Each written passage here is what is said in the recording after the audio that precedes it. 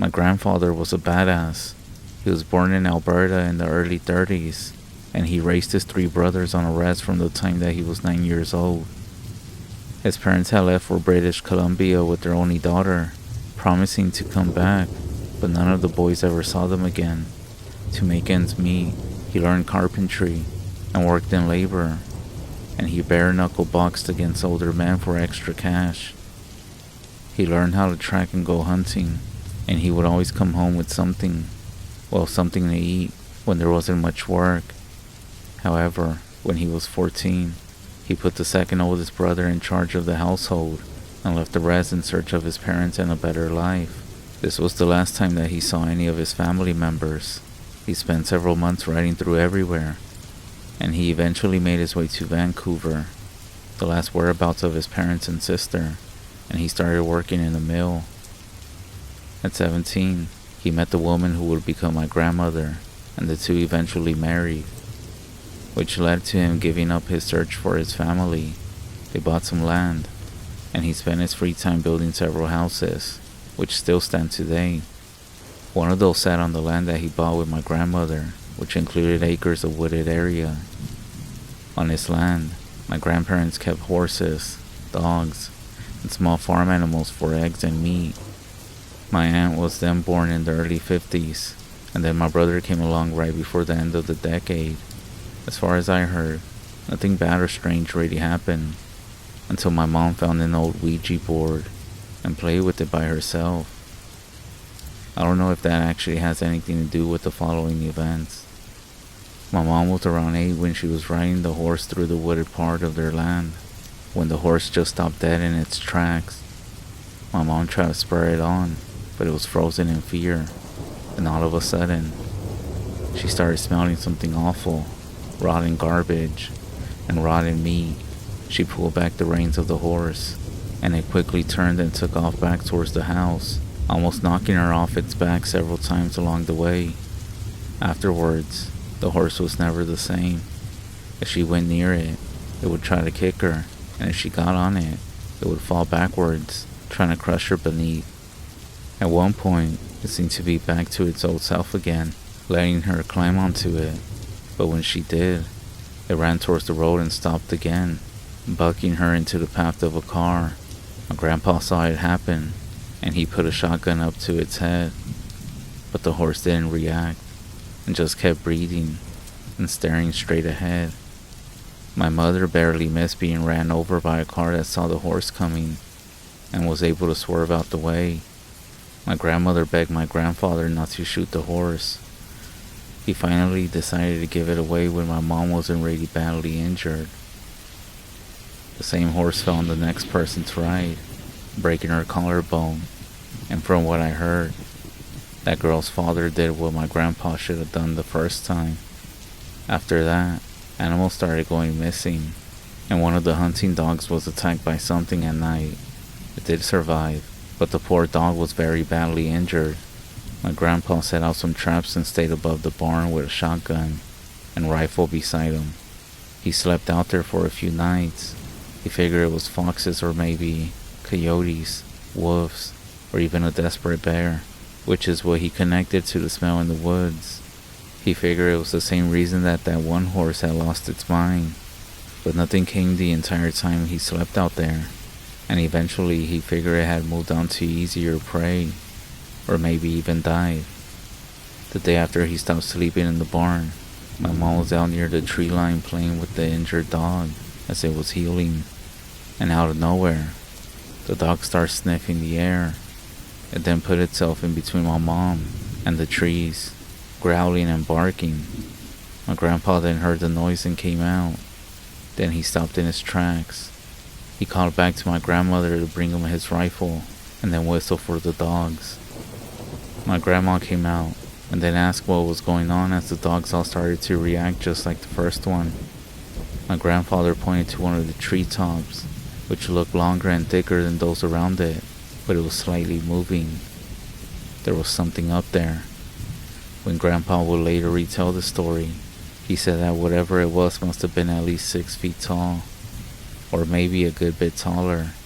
He took aim, and then He fired just as he saw something up there.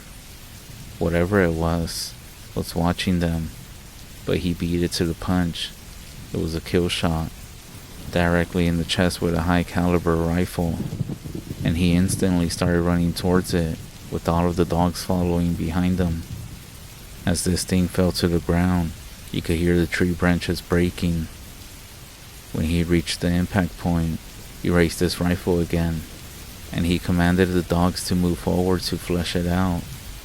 But they all just stood in the same spot and kept spinning around, trying to catch a scent that seems to have disappeared. A pile of broken branches lay in the obvious landing spot, but beyond that, there was no proof that anything had happened. No body, no blood, not even a trail. It had disappeared, or gone straight back up the way it came. He searched those woods for days, but never found a sign of what that thing was, and they never saw it or experienced issues with the animals after that. A few decades later, when he was dying, he kept talking about how he saw something. He said it was coming back for him. Never seen that man scared of anything in my whole life, but there was actual panic and fear in his own voice. A few nights before he died, he had already been too weak to stand on his own for several days, and my grandmother awoke to the sound of a gunshot. She ran outside, fearing the worst, and saw my grandpa lowering his rifle, staring at something out in the distance. She took the gun away and also helped him back inside, and that was it. I'm not sure if whatever it was actually did come back for him, or if it was just an old memory, but I do like to think that he went out with a final fuck you to the thing that tried to bother his family all those years ago. Keep an eye out on those treetops.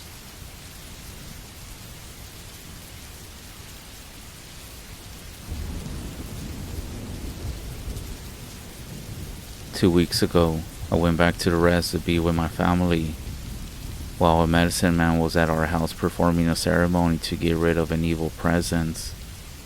It appears someone had entered the home while my parents were away for a few days. Dirt from the cemetery was sprinkled throughout the house, and dark symbols were etched into the cedar shake on the side of the house. One was the symbol for coyote tracks, which stands for trickster, and the other was a snake. A few days later, my mother was almost bitten by a rattlesnake that found its way into the basket holding the laundry, which she had said she just removed from the clothesline outside. My sister that same day was then thrown from her horse when it was startled by another snake. She said it appeared out of nowhere. She wasn't seriously hurt. But that night, my father came out of the house to find a pair of coyotes had gotten into the sheep corral. He chased them away before they could do any damage. He says the coyotes never came so close to the house. The prayer ceremony lasted about 2 hours. It didn't do me any good. As soon as I got into the county road, the check engine light came on. I was driving a rental car with less than 2,000 miles. I ignored it, and I kept on driving. As I left the state back into New Mexico, a truck driving beside me blew a tire, almost swerving into me. Less than 15 minutes later, as we were coming up this curve on the road, there was a van up ahead of me, and in the lane to the right, it lost one of the ladders it had on top. It flew off and hit the pavement right in front of me, and then it bounced over the hood of my car and off to the shoulder. How it didn't come through the windshield, I'll never know. It happened so fast, I never had the chance to move. Later that night, my father called me. He said that he and the medicine man went out to the cemetery and dug up a spot in front of my grandmother's headstone. She did die years ago. It seems like someone had buried the bones of a coyote there to put a curse on our family.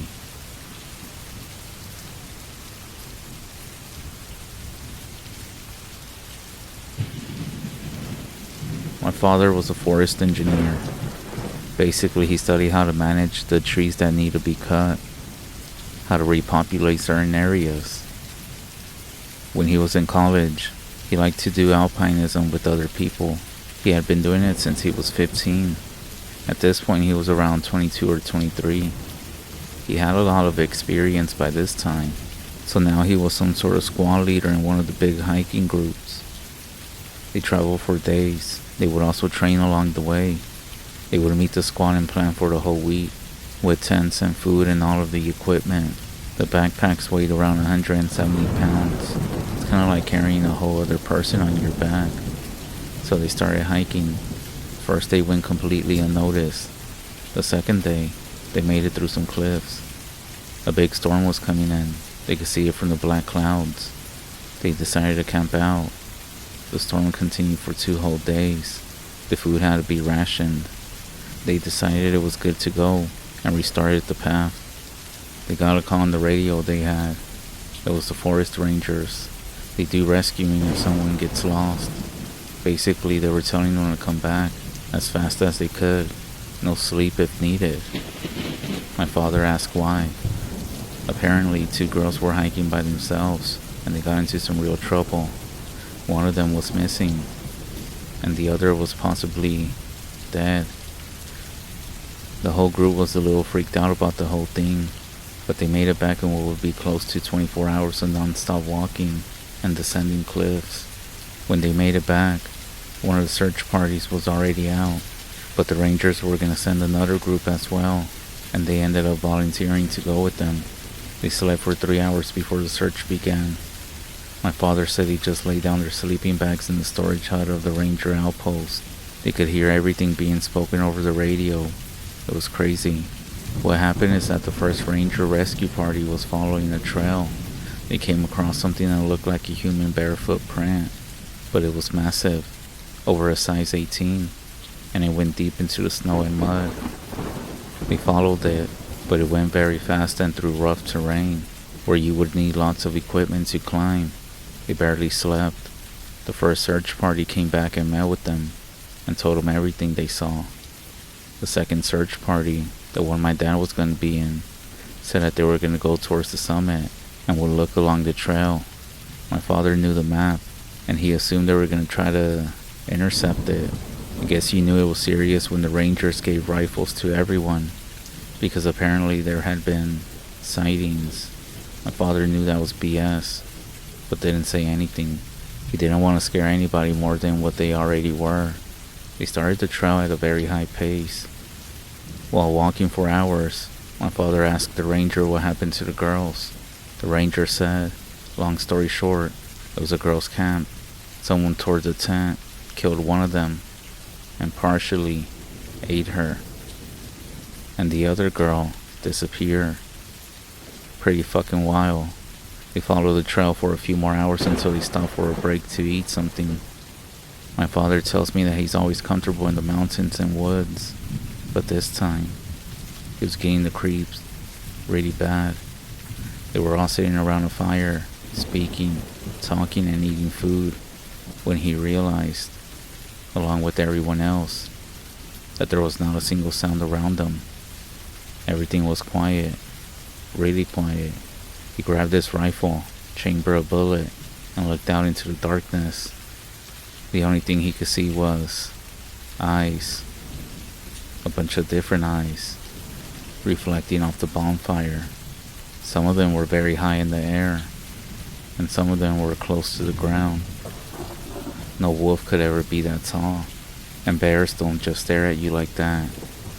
Plus, there isn't that many bears in one place. This was something different. Everyone took notice.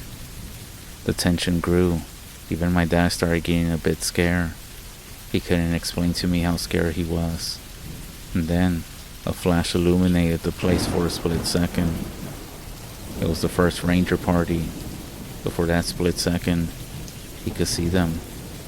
He explained that they all looked like very tall people, with no clothes, over 8 feet tall.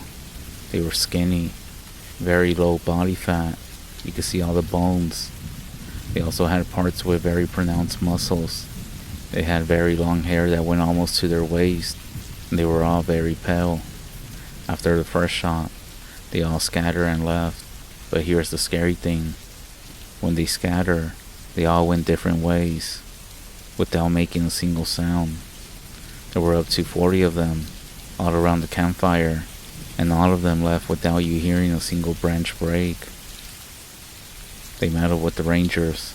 They found the clothes of the other girl, torn apart, but no body. They all went back to camp without saying a word. My father stopped doing alpinism after that. He only started going into the mountains again about a decade and a half later, simply because I was born. We enjoyed hiking, but we never spent the night in the forest or in the mountains. If anything, we only hike in the day. The missing hikers were then reported as a bear attack that took the lives of 2 young women. My dad told me all of this when I was a teenager. Didn't really believe him. But when I asked my mom about it, she confirmed that my father suddenly stopped going out into the mountains or into the woods at all. And he wouldn't ever talk about it why. So maybe it's true. I'm not really sure.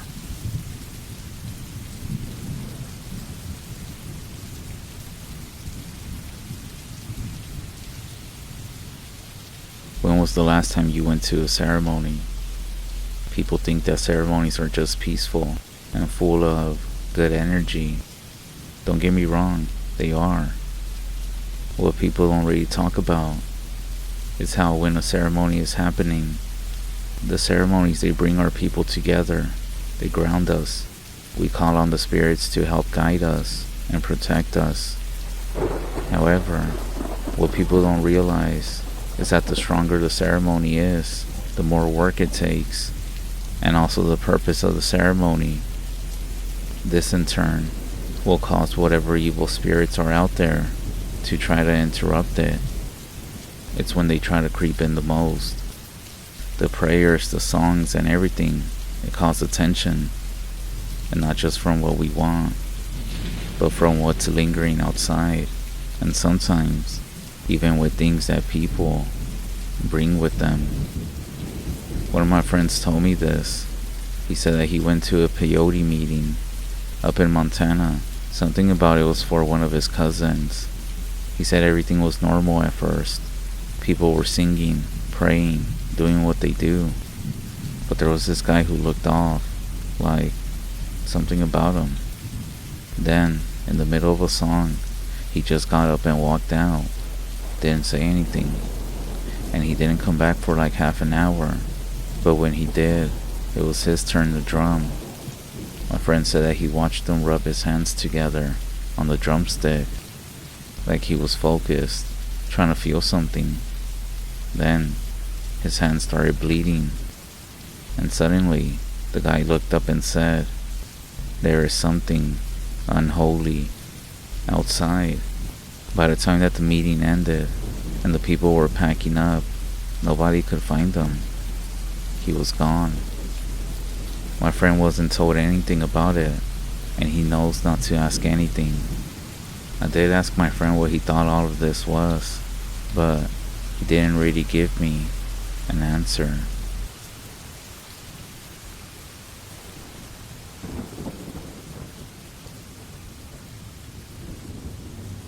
I was about 10 or 11 years old when I first encountered a Skinwalker.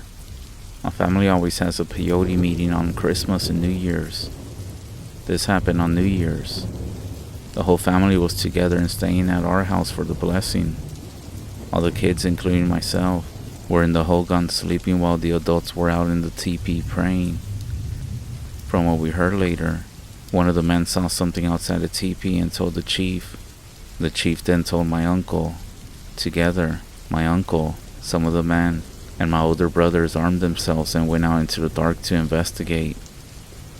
The hogan is in the small valley within the highest elevations of the Rez.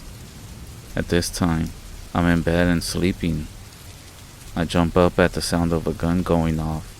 All hunting and shooting is frowned upon during the blessing ceremony. It was my older brother shooting his hunting rifle. My cousins too are waking up with all the commotion. When I do sit up, I see my sister is there in the room with us. She is burning cedar and saying a prayer. Meanwhile, All the men are outside, about a half a mile from the Hogan, chasing and shooting at something moving through the arroyo. According to them, they shot at it more than a dozen times, and they were for sure that they hit it more than once. Nevertheless, it would just duck down out of sight for a moment or two, get back up, and move again. My father said that he loaded his gun with bullets rubbed with white ash, and that when he started shooting with those, the creature sensed it, and then it ran out of the valley.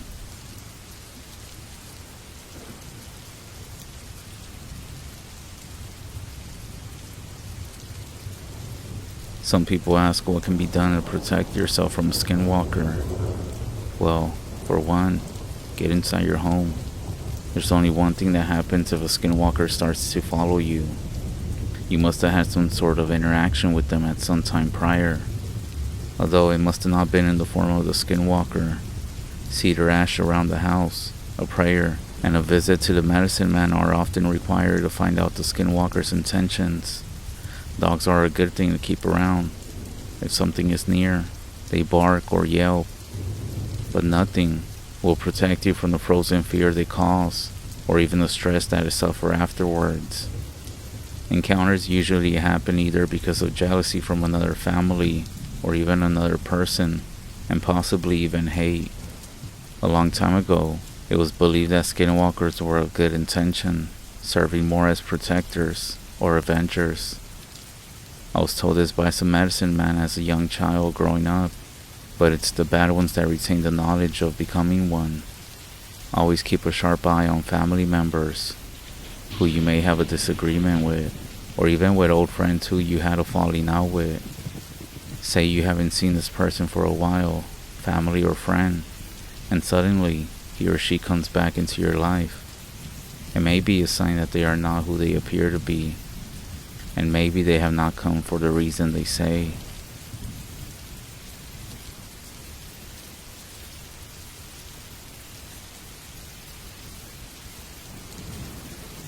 They're evil. The witches of the Navajo Nation. Powerful witches. They go through the training that medicine men do, except that they practice bad medicine. They are humans, so their exact motives are different. Well, they vary, just like with all humans. Maybe they're looking for vengeance. Maybe they're just crazy, greedy. However, majority of them are tricksters, causing fear. They'll fuck up your life. They'll kidnap you, kill you, and then do stuff to your body. They cause sickness and cast curses by using bad medicine. I know you've spoken on numerous stories about these things and the different ceremonies needed, one of them being called the Blessing Way. These witches pervert the traditional way and perform their own ceremonies as well. They call it the Witching Way. I'm sure you heard that knowing who they are or saying their name will kill them. But I also heard stories that if you see their human face, it will kill them, which is why they shapeshift and wear pelts. And the only way to get rid of one of these witches is by having a medicine man conduct the Blessing Way ceremony. Who am I? Well, my name is Alex. It's a generic white boy name, I'm aware. But I was actually born and raised in a small town called Chinle. Chinle is deep in the mountains of the Northeast Navajo Nation. In the northeast corner of Arizona, we have a school. All the basics to survive, you can say. For those who aren't familiar, you have two parts of the town, one on each side, with nothing but dirt roads in between. While many Arizona small towns have an American feel, this cannot be said for any town on the Rez. The reservation, including Chinle, was filled with poverty, alcoholism, abuse, and social isolation. It's the closest you can get to hell within the U.S. So with all this being said, so maybe that's why you won't find it strange that after buying vodka from a friend at the age of 16, I was walking back home. My father was abusive. My mom was dead. I had no real reason to return home for the night, nor did my father have a reason to care if I returned. If anything, he made it feel like I was a burden to him. So I had a bottle of vodka in one hand and a gun in the pocket of my jacket in case some shit went down, as it tends to on the Rez. I remember it was sometime in March at night. The temperature was below freezing. A light dusting of snow was falling from the pitch dark night sky. That's the one benefit of the Navajo nations. Clear night skies. But that's pretty much it. Instead of taking one of the main roads that everyone drove through, I chose to go around, the long way basically, where nobody ever drove. Now why did I do that? Well, imagine a young teenager walking in the middle of the night with a bottle of alcohol. Mind you, it wasn't a bag, but still, you didn't want to be caught, or even worse, end up being robbed. I was walking along a 2-lane road when I heard some rustling noises in the bushes to the left, and I spotted a coyote. I shrugged it off. I had dozens of encounters with coyotes in my life. I had no reason to fear it. I took another swig of vodka and continued walking. That's when the wind picked up. Something felt deeply ominous, in a scary way. I looked over to my left again. The coyote, which must have been 25 yards from me prior, was now about 10 yards away from me and slowly walking towards me. I didn't panic, trying to feel tough, but I would be lying if I said I didn't have a small fear at this point. 30 seconds later, I'm still walking down the road. The coyote is within about 20 feet of me. It just seemed like it was just following me, being curious. Almost like if I had a nice slab of steak in my back pocket. I kept an eye on the coyote, but I started growing deeply concerned. The wind started picking up and the coyote got closer. I considered the options that I had and realized that I could get fucked over if I didn't act soon. Seeing that I was the track star at Chinle High School, well, before I was expelled, I bolted, I sprinted, I ran. I looked back and the coyote remained walking, as if he didn't want to bother some drunken teenager running through the desert. That's when the coyote picked up his pace, and within seconds, was just a few feet behind me. As I looked back, I swore its eyes were yellow. I had never seen anything like this in my life. Scared, I threw the bottle of vodka towards it, hoping it would scare it away. To my surprise, I actually ended up hitting it.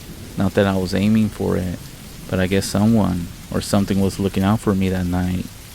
Not only did I hit the coyote, the bottle smashed across its head when it came no more than a foot behind me.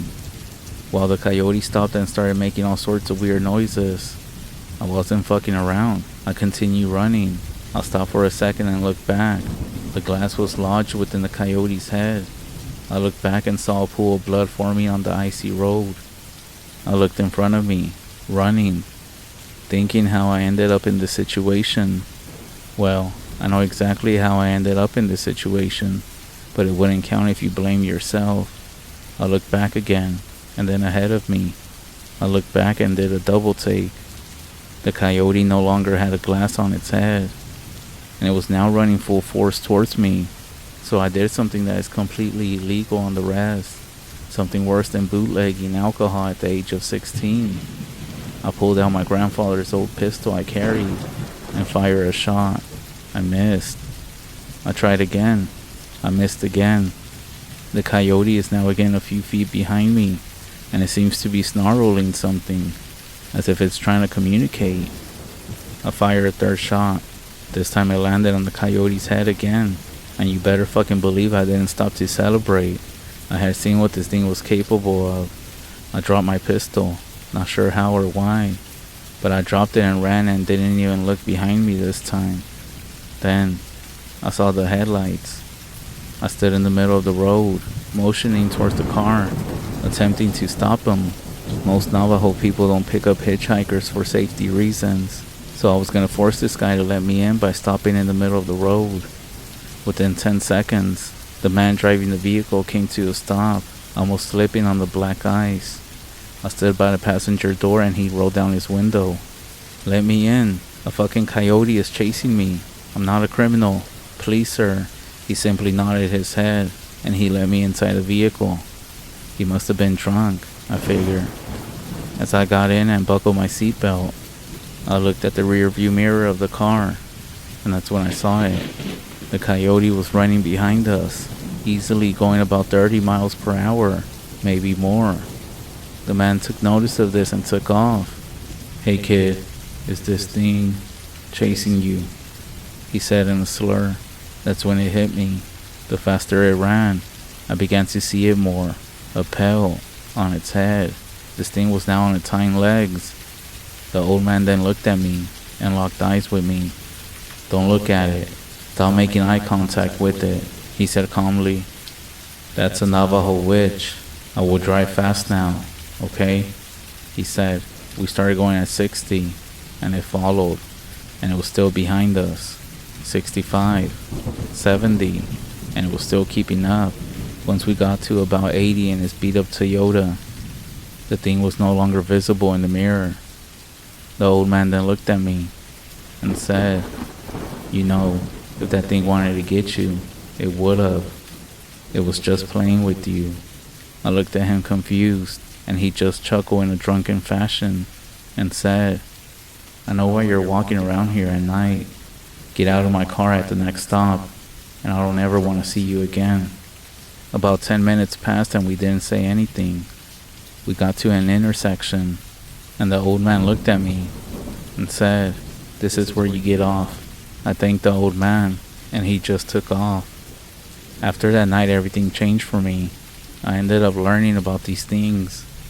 I kind of knew about them a little bit, but I never really did believe in anything until this night. I stopped drinking. I ended up going back to school, and my life did change for the better. Of course, I still had issues and struggles with other things, but I learned a lesson that night, and I hope that you don't gotta go through something like this to believe in these things or to turn your life around.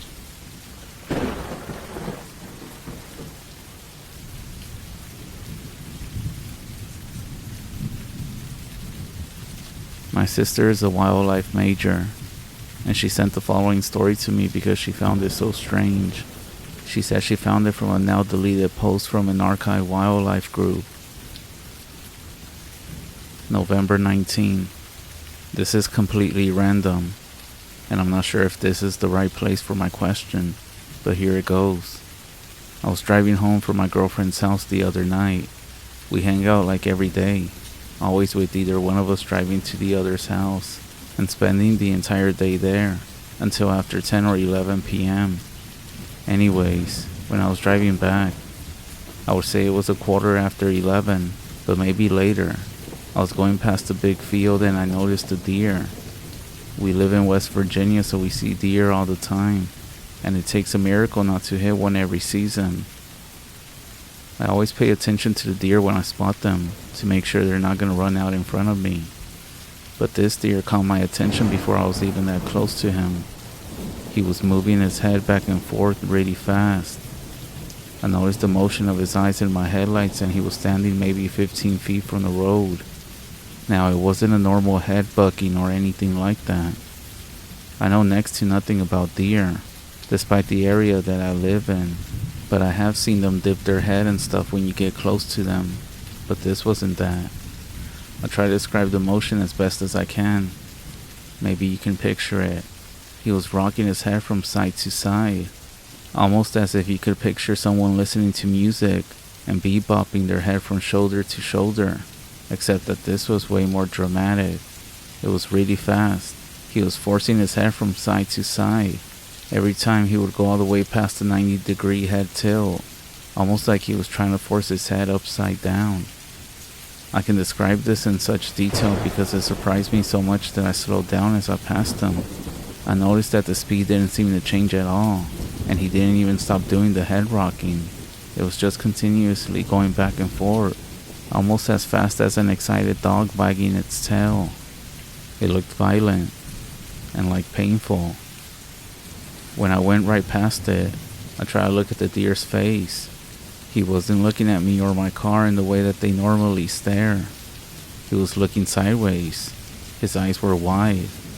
I never really spent time examining the appearance of a deer's facial features. Anyways, I guess I'm asking if this is normal for deer to do. Maybe it's just because it was so late at night and dark on the road. But to be honest, I found it really strange. Truthfully, It creeped me out, and I couldn't stop thinking about it. As I lay down in bed, I couldn't even go to sleep because the picture of the deer moving its head was stuck in my mind, which is why I'm actually writing this. I couldn't find anything on the internet, so I need to ask if this is just really weird behavior that they do. Part of me feels like I should have stopped my car and checked on him. Part of me wants to go back and look for him. I'm gonna go past that field again tomorrow when I go to my girlfriend's again, but I'm not sure if I should stop. Maybe if somebody can just tell me if this is normal, or if it's dangerous for me to go look for him. Thanks. Your wildlife investigator.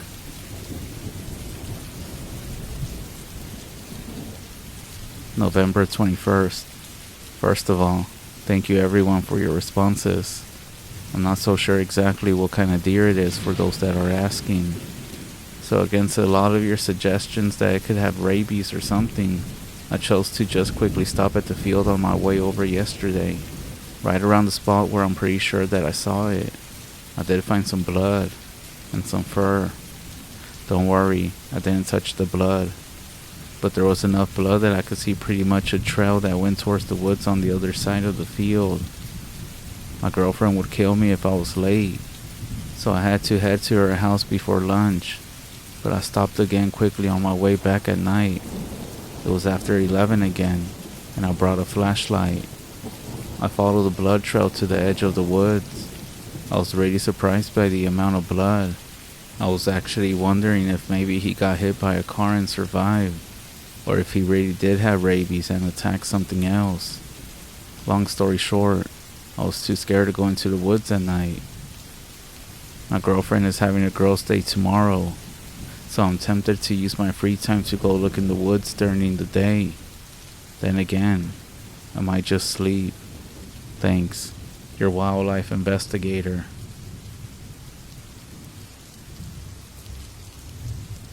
November 22nd. Alright y'all, I was lazy. I didn't go back into the woods. However, many of you are now invested in this adventure, which has made me also more invested. I actually named the deer Charlie, and I'm determined to find out what happened to him. Also, I'm 20 years old, since you all been asking. One of you even said that you want to know how old I am, so you know how tragic it would be if I died in the woods. So thank you for that. I'm going on Tuesday afternoon. I got off work and the missus didn't. I am taking bug spray, boots, a hiking stick, and granola bars. And I'm not gonna lie, this does seem a bit dramatic, but it's all for Charlie. Thanks. Your wildlife investigator.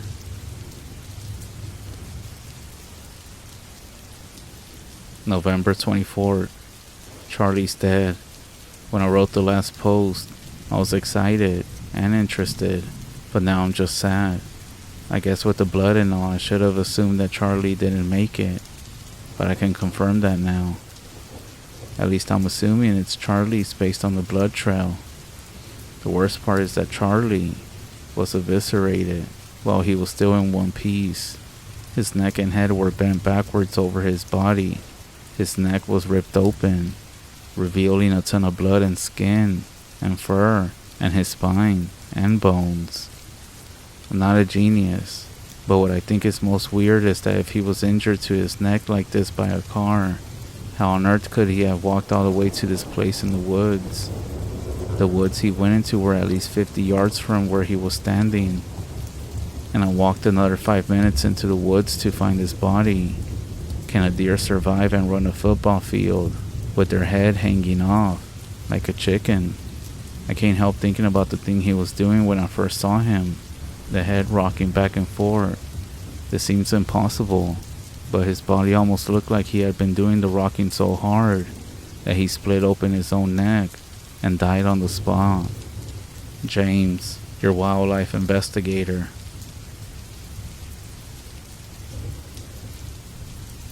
November 30th. Thanks for all the responses and all the RIPs for Charlie. Seems like none of you have an idea what could have happened, aside from my guesses. I guess I'll check back on this thread here and there, to see if anybody has anything to add, but if not, I guess it's farewell for now. James, your wildlife investigator.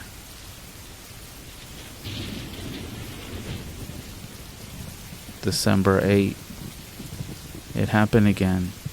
This time I was driving to my girlfriend's house in broad daylight, just across from the spot in the woods where Charlie was. But on the opposite side of the road, I saw a rabbit, sitting still, swinging its head back and forth in nearly the same manner. I quickly pulled over and got out of the car. I tried to slowly go towards it. I noticed that the swinging was very fast again, and violent in the same way that the deer's had been. Even though the bunny's neck was short and he couldn't swing his head quite as far, I did see that he was already bleeding. I noticed it on his right side, just between his shoulder and neck. I got within about 3 feet of him before he took off across the road onto the field and onto the woods, in the exact spot where I knew Charlie's blood trail had led to. I'm writing this from my girlfriend's house. I'm too anxious to wait. I'm gonna go back in tonight on my way home. James, your wildlife investigator.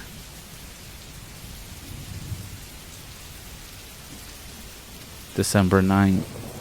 After this, I'm not sure if this thread is the right place for this adventure at all. I pulled over in the same spot as before. I checked the time. It was 11 p.m. last night when I left my car. I took my flashlight and headed back into the woods, in the same slightly stomped out trail from my previous visit. Charlie's dried blood was still there. After a few minutes of jogging, Charlie's blood was still in the same place. I looked around the area. It was nothing but dense woods, so I decided to continue walking in the same direction Charlie had been going. I walked into the woods for another 10 minutes or so, and I was about to give up when I saw movement above me. I shined my light up, and there was a robin sitting on a branch. It was looking directly in the direction I was walking, not at me, and it was swinging its head back and forth in the same way. The movement looked even more scary in a bird. It was sudden, rapid flutters of its tiny head from left to right, and back again. I had to stand on my toes and wiggle my flashlight less than a foot below the bird to get it to fly away. It darted straight towards the woods in the direction I was facing and that I had been walking. I went after it. I'm not sure how long I ran for, but I kept my light ahead and was able to get glimpses of the bird and keep up with it. Eventually, it took me down a very steep hill, where I fell and slid sideways into a small clearing. It was the strangest thing I had ever seen in my life. The first thing I noticed was that there were animals all around me. They were all dead, and all in the same way as Charlie. There must have been dozens: birds, squirrels, chipmunks, rabbits.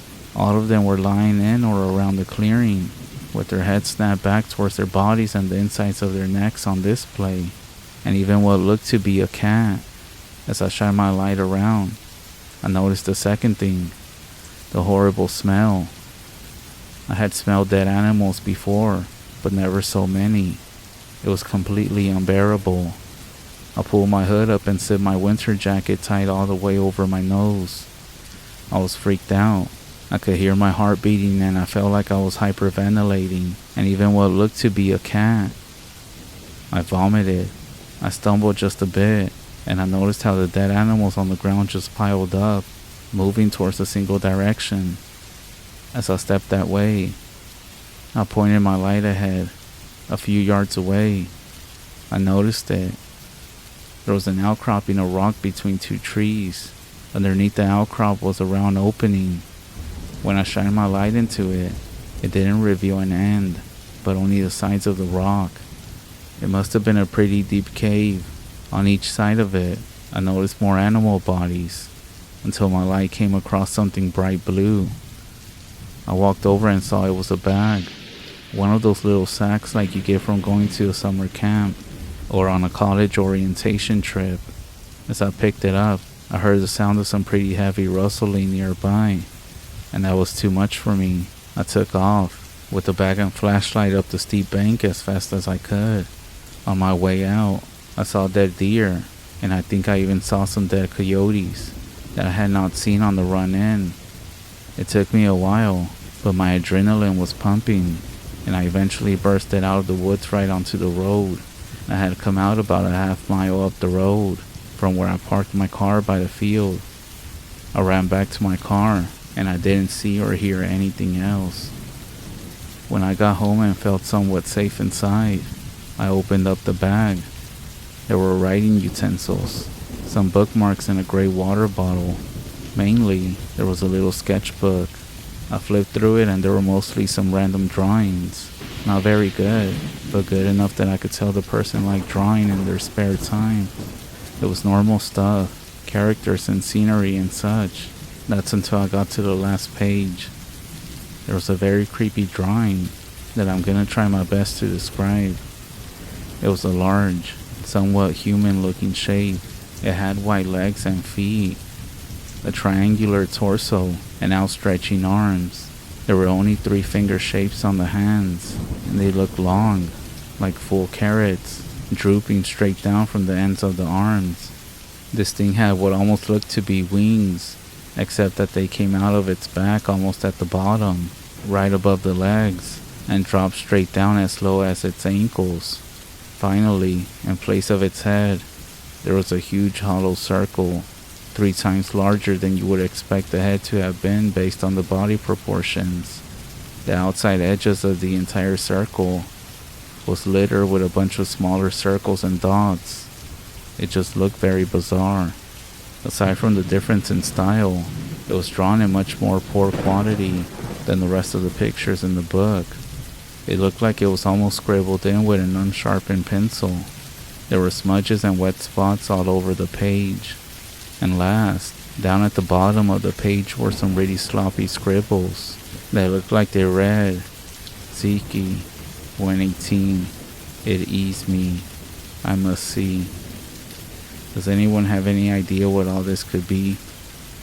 I have no words and no thoughts. I didn't sleep at all last night. I'm actually pretty terrified. Should I call the police?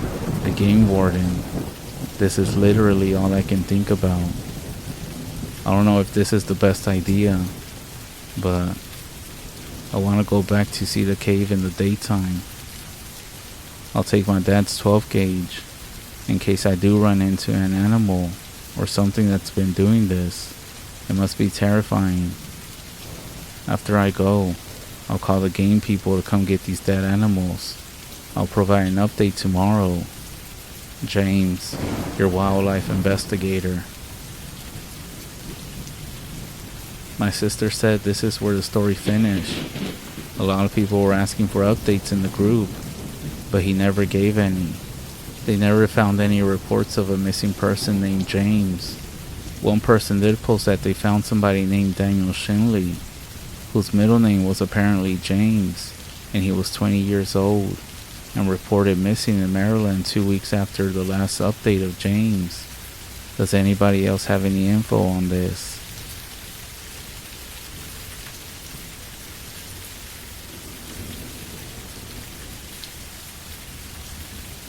I could give you a bunch of times as a kid and young adult, but when I felt scared or paranoid playing in the woods. It's a beautiful place, and I spent my entire childhood getting lost. Not literally, but out there by myself or with friends. As kids, we never got too far out there, but you could actually see the progression of us venturing further out as we got older, because of all the forts and carvings that we will leave behind.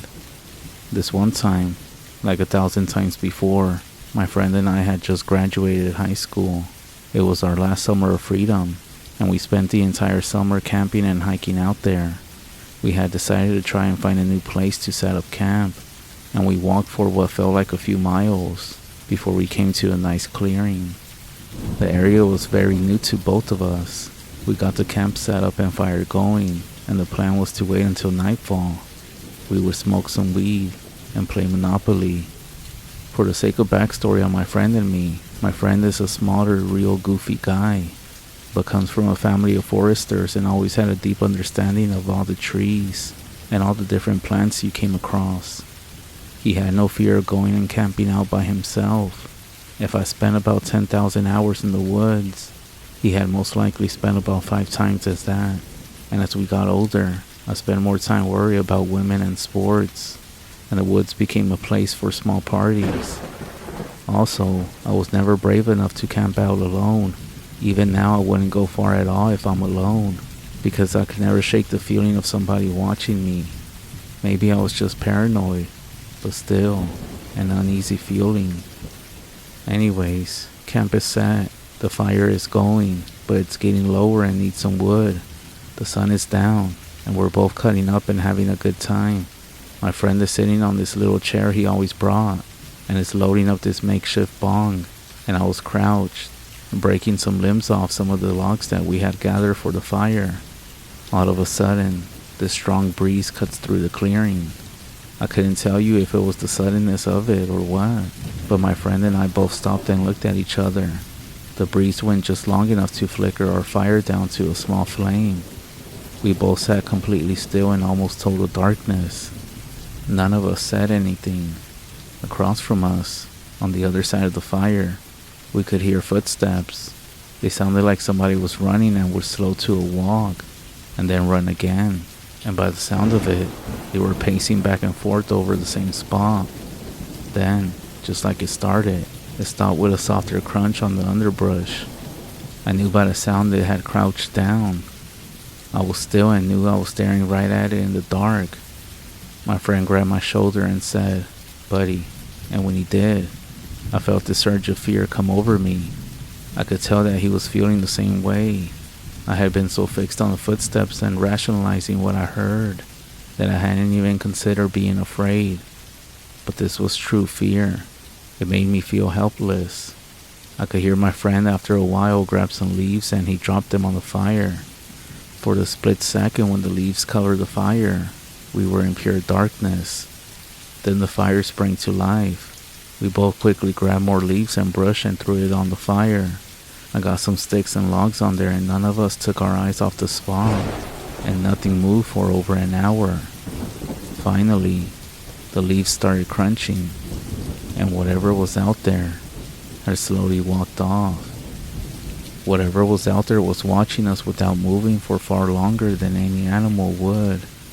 It wasn't until after the footsteps disappeared that I realized that the smell had disappeared as well. It smelled like a paper mill, almost like spoiled eggs. For the rest of the night, besides whispered remarks, none of us really moved or stopped looking at the spot. Nobody went into the tent, and I had a very short light sleep, sitting on the ground with my head rested on my hands, and my friend never went to sleep. In the morning, we packed up and silently walked back home. To this day, we talk about it, and in the 7-8 years since it happened, my friend has never gone camping by himself out there again.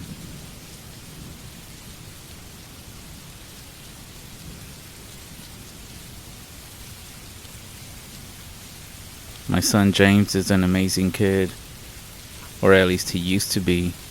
He was always so bright and adventurous, always letting his own curiosity guide him. I could barely keep up with him as he always seemed to be looking for something new and exciting to do. Then, something happened that changed my son. If we're being honest, I'm not exactly sure what caused it. It all started about a year after we had moved into our previous home. My wife and I were in this strange situation where we had to choose a new place kind of fast. So we decided upon an old farmhouse out in the sticks. We didn't have that many options. I wasn't too much of a fan of being removed from the city life, but my wife on the other hand was happy. She had grown up on one of these houses, and so it brought back memories of when she was a kid. The house was set on a few acres of land and even came with its own barn. I let out a laugh at the sight of it. I even jokingly asked if I should buy a pair of overalls and a straw hat. She just jabbed me in the shoulder and we continued on to the house. Around the north edge of the property, adjacent to the barn, was a small patch of woods. The southern edge of the property overlooked some sprawling hills, and beyond that was a nearby town. I wasn't sure what James would think of his new house. He seemed a little bit upset about moving away from his friends, but he was eager to find and make new ones. Life was progressing normally for our small family. My wife and I both worked on different schedules to allow us to trade off watching our son. I had the weekends off from work, so during that time, that left me in charge. Lucky for both of us, James was 10 years old, so we didn't have to watch him every second. There wasn't a whole lot of trouble he could get himself into out here. He also behaved very well, which I attribute all of that to my wife. One weekend, after living here for around 10 months, I was busy cleaning out the house. As I was making my rounds throughout the house, I passed by James' room. I noticed his door was slightly open. As I got close, I gently pushed it open. I saw James standing at his bedroom window, just staring out of it. I spoke to him, asking him what he was looking at, but he didn't respond. I walked over to him, laundry basket in hand, and gently touched him on the shoulder. When I did, it was like he suddenly snapped out of a trance. He turned to look at me, and I asked him if he was alright. With a smile, he told me he was fine, then proceeded to run out of the room laughing. At the time, I didn't think much of it. I thought maybe he was just daydreaming or lost in thought. Hell, I'd done even more weird things when I was a kid. However, as the weeks went by, James began staying in the room much more often.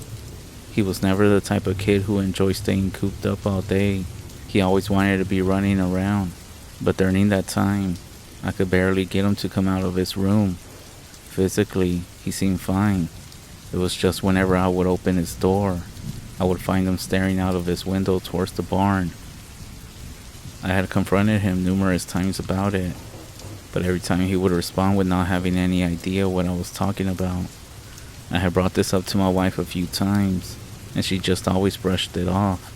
She told me that I was just overthinking it, and as long as he wasn't hurting himself, he was free to play how he wanted. If that involved staring out of the window, then that was fine. After a couple of months of this, I was sitting in the living room watching TV. I had gotten up to use the bathroom, which was right next to James' room. On my way back to the living room, I decided to take a peek inside to make sure he was fine.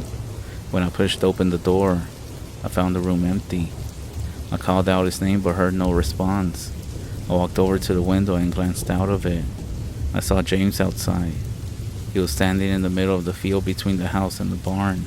Panic welled within me as I thought something was wrong. I ran through the house and out of the front door. I called out as I ran over to him. The closer I got, I began to notice just how still James was standing.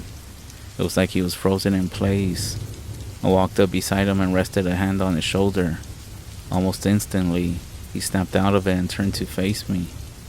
I asked him what he was doing, and he just looked around for a few moments before telling me that he didn't know. He had no idea how he had gotten all the way out here. I told him it was fine if he played outside, but he had to let me know first. He apologized and we both walked back inside. But as we were walking back to the house, I got the strange feeling that something was staring at me. I glanced back over my shoulder and looked towards the barn, but there was nobody there. About 2.5 weeks after that, something else happened. It was around 1:30 in the morning when I stirred awake by a noise. In my groggy state, it was hard for me to figure out the noise that had woken me up. But after a moment, my mind cleared and I realized that I should check on James, and my wife asked me what I was doing. I told her not to worry and just go back to sleep. I walked down the hall and opened James' bedroom door. The room was once again empty. I quickly moved to his window and stared out of it. But with how dark it was outside, I couldn't see him even if he was standing out there. I pulled on my shoes and coat, retrieved the flashlight, and opened the back door. When the door shut behind me, I realized that was the sound that had woken me up. I turned on the flashlight and walked across the field to the barn. Since moving in, we never used it. We did inspect it when we first bought the house, but it was just your run-of-the-mill empty barn. I never even used it to store anything. We just sort of kept it as a landmark. As I walked closer to it, I spotted movement just outside of it. I aimed my flashlight as best as I could, and when I did, I saw James entering the large wooden door of the barn. Seeing this, I called out his name and began running towards the barn. Just before I was able to reach him, the large wooden door slammed shut in my face. I called out to James once more and attempted to push the door open, but the door wouldn't even move an inch despite pushing on it as hard as I could. I looked around trying to find anything I could use to open the door, when suddenly, a loud and piercing scream echoed from inside the barn. Worry and panic swirled within me as I charged at the door. When my shoulder connected, I fell inward and onto the wooden floor. I quickly stood up and shined the flashlight around. In the corner of the barn, I saw James standing there. I ran over to him and asked him what he was doing out here. He said that he didn't know and that he was scared. I hugged him and grabbed his hand and we walked back to the house. My wife was already making her way over to us after hearing all the commotion. I told her everything was fine, but that did little to shake the concerned look from her face. Over the next couple of days, my wife and I had a long discussion about what was going on, and we decided it would be best to just demolish the whole barn. I contacted a company and they came out that following weekend to take the barn down. It was a surprisingly painless process overall, and once all was said and done, it felt like a weight had been lifted off of me. However, during this process, James seemed to become pretty depressed over the whole situation. He refused to leave his room again. He wasn't really eating and he would barely speak to us. Then one evening, as I was getting ready for bed, I walked down the hallway and as I passed by James' room, I saw the door was cracked slightly, and I decided to make sure James was okay. I pushed the door open and found him once again standing at his window. Concerned, I walked over to him and asked him what he was looking at. He didn't answer at first. He just continued staring out of the window towards where the barn used to be. Then, after a few moments, he began to whisper. He said, "You destroyed their home. Where will they go now?" I asked James who, and he raised an arm and pointed out of the window. I turned to look, and even though there was barely any light in the sky, I could see the reflection of what appeared to be dozens of eyes staring at me from the tree line. After raising his arm and pointing, James collapsed to the ground. I called my wife and we took him to the doctor. They ran some testing on him but haven't been able to find anything wrong with him. They just said he had suffered from a panic attack, but they didn't know what was the cause of it. Shortly after that, we moved out of that old farmhouse and into a place much closer to the city. Since then, James has been slowly getting better, but whenever I ask him about the old house and the barn, he seems to have no memory of ever living there. And this is the exact reason why I will never move to a ranch or a farm, or even in the wilderness itself. You never know what is out there.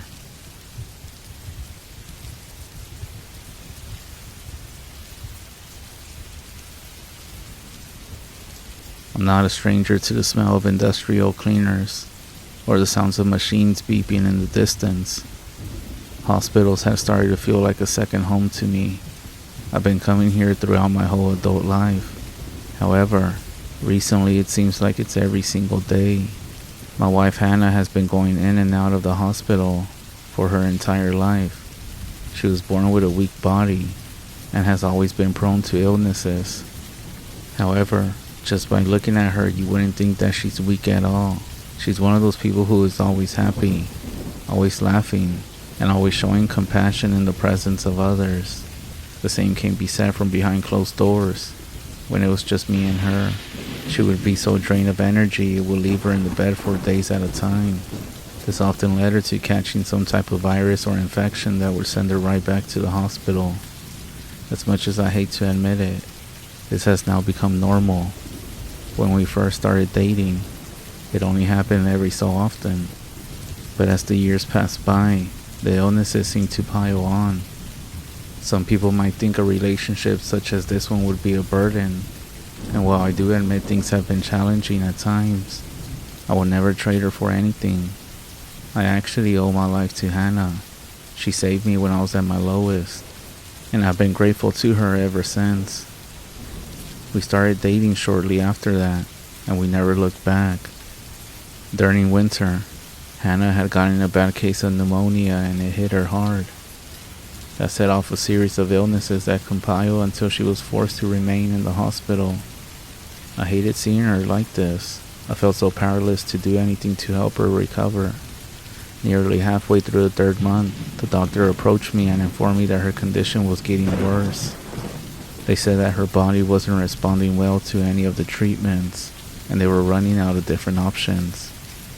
I was furious when I heard this. I found myself shouting at the doctor, asking him what the hell I was even paying him for. He just lowered his head before apologizing, something doctors seem to be exceptionally good at. I could feel anger rising within me. I was about to give the doctor a bit more than just a piece of my mind when I felt something grab my arm. I looked down and saw Hannah, smiling at me from her bed. Instantly, the anger all went away. I felt the weight of the entire world fall off of me. The doctor took his leave and we just sat together for hours.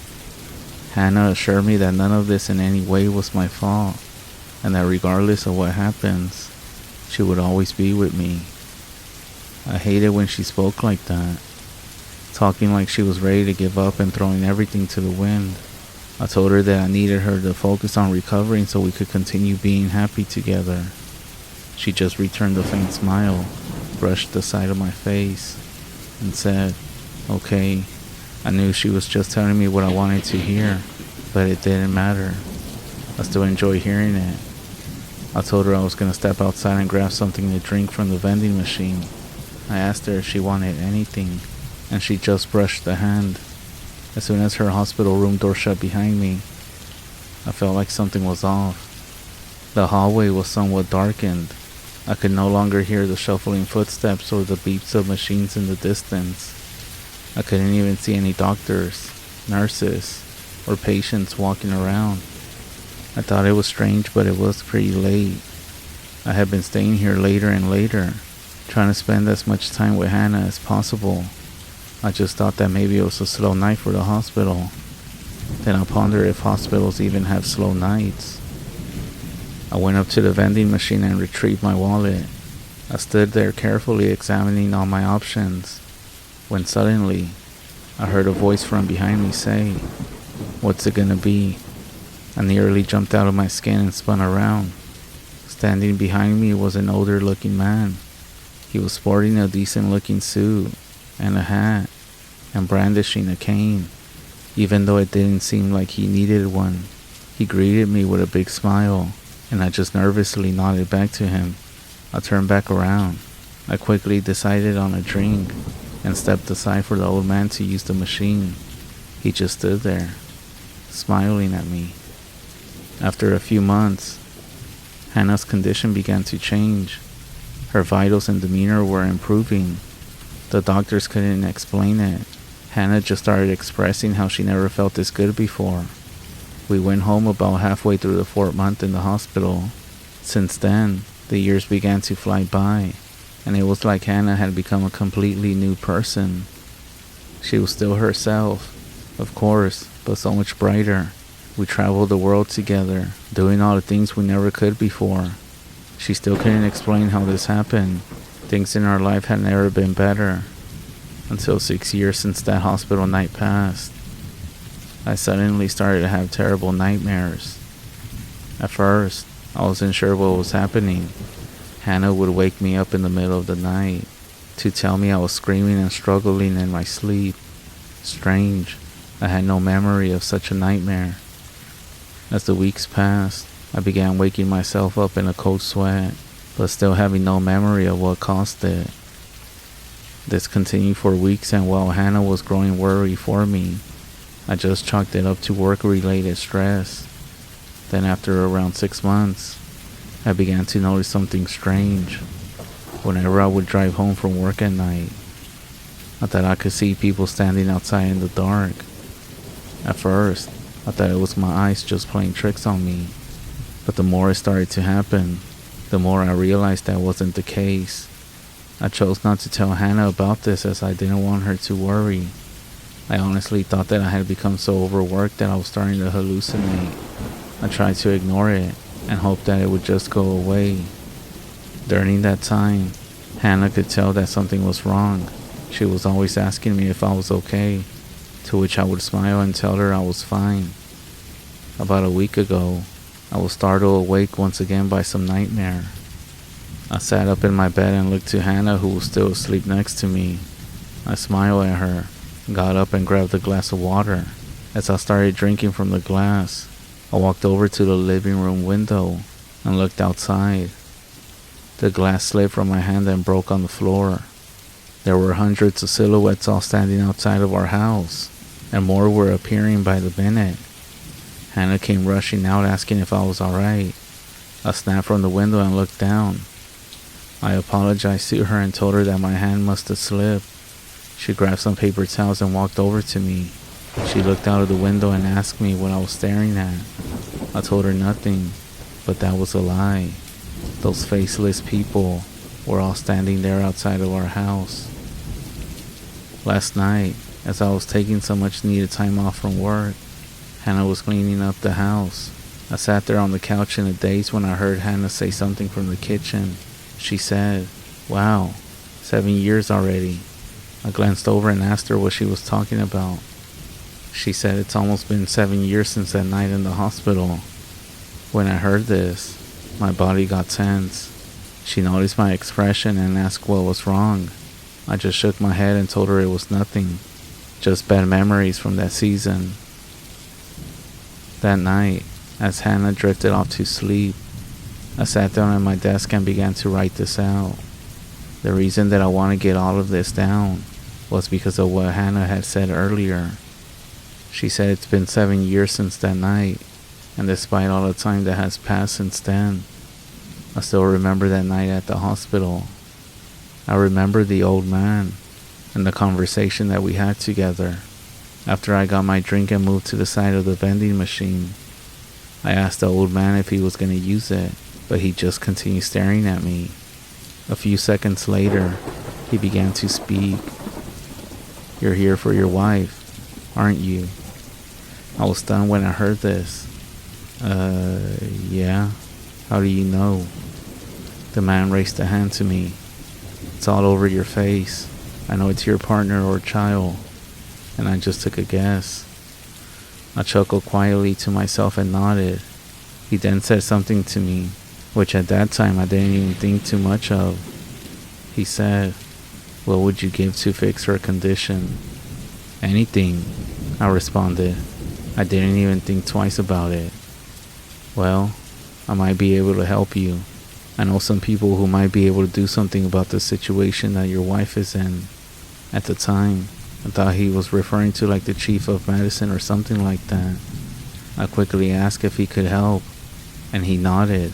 "These things have a price." "Name it," I replied without missing a beat. The old man thought for a few minutes. He turned to me and told me to think of a number between 1 and 10. It was a weird question, but I just glanced around for a moment before deciding upon a number. He then held out a hand to me, looked me in the eyes, and asked me very directly, "Would you like for me to save your wife?" "Yes," I said, gripping his hand tightly and shaking it. "Very well," he answered. He retrieved his hand from my grip, slightly bowed towards me, and walked off down the hallway. The whole interaction was weird, but as soon as I entered the hospital room, all of my thoughts vanished when I saw Hannah sleeping there. I brushed the hair from her face and hoped that she would be alright. I'm not sure what's gonna happen next. All these troubling experiences, the nightmares, and the faceless people that have been appearing before me, everything seems to be coming together. I just wanted to say that I don't regret whatever happens. I'm glad for the time that I got to spend with my wife, and I'm glad that she's still here with me. I just wish I would have chosen the number 10 instead of 7. I was writing all this down at first, but now I'm just typing it on the computer instead. I'm not sure what's gonna happen, but I can see a bunch of people standing behind me from the reflection of the computer screen. Either way, I'm ready. Let's see what happens. Hannah, my love, if you wake up and I'm not here, I'm sorry for not telling you what I did. Just know that the last 7 years of my life have been the best ever. I love you.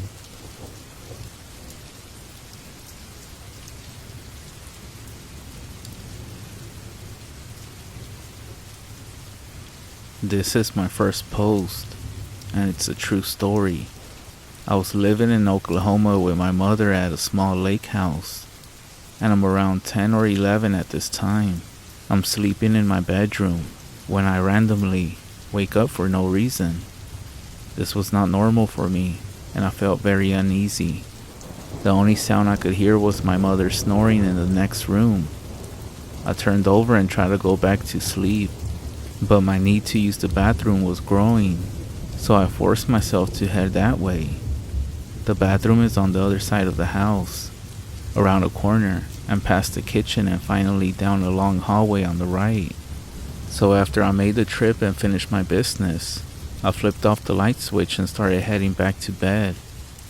That's when I heard the distant click of the light switch, and I saw the glow of the bathroom light in the hallway.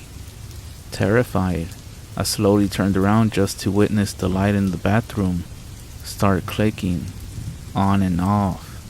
Finally, it turned completely off. In the dark of the hallway, my eyes began to make out a white shape near the end of the hall. It was around my size and crouched to the floor. At this point, I'm frozen to the spot as my mind begins realizing that no one else is home except for my mom and myself. Then, this white figure began to whisper in a quiet voice of a man, "Help me. I'm lost." I remember wanting to scream for my mom, but I couldn't, and instead, I barely said no before this thing starts running at me on what sounded like all fours. I quickly ran through the kitchen and around the corner before running to my sleeping mother, shaking her awake. She asked me what was going on, and I saw her eyes look over my shoulder before she screamed. Remembering her scream still makes my blood run cold. Never had I heard pure fear like that in my life, even to this day. She then grabs me by the arms and pulls me into my room and slams the door shut. She holds me in her arms with her back pressed against the door as we listen. It sounded like this thing was running around in circles in the kitchen. We could hear hands and feet slapping against the tile. The kitchen had a sliding glass door to the outside, which sounded like it was thrown open then slammed. We sat there horrified until daybreak. I was sent to my grandmother's in the next town for a while after that, and never set foot in that house again. Years later, my mother said she went walking around the property after the incident and came across a small burial site with 3 headstones that each belonged to children from the early 1900s. It freaks me out because what I heard that night was a man's voice, but it was very unnatural. My mom still won't tell me what she saw behind me and what it was that made her scream. She tells me that she's afraid it will know that we're talking about it and it will come back. This is the first of many weird things that have happened in my life.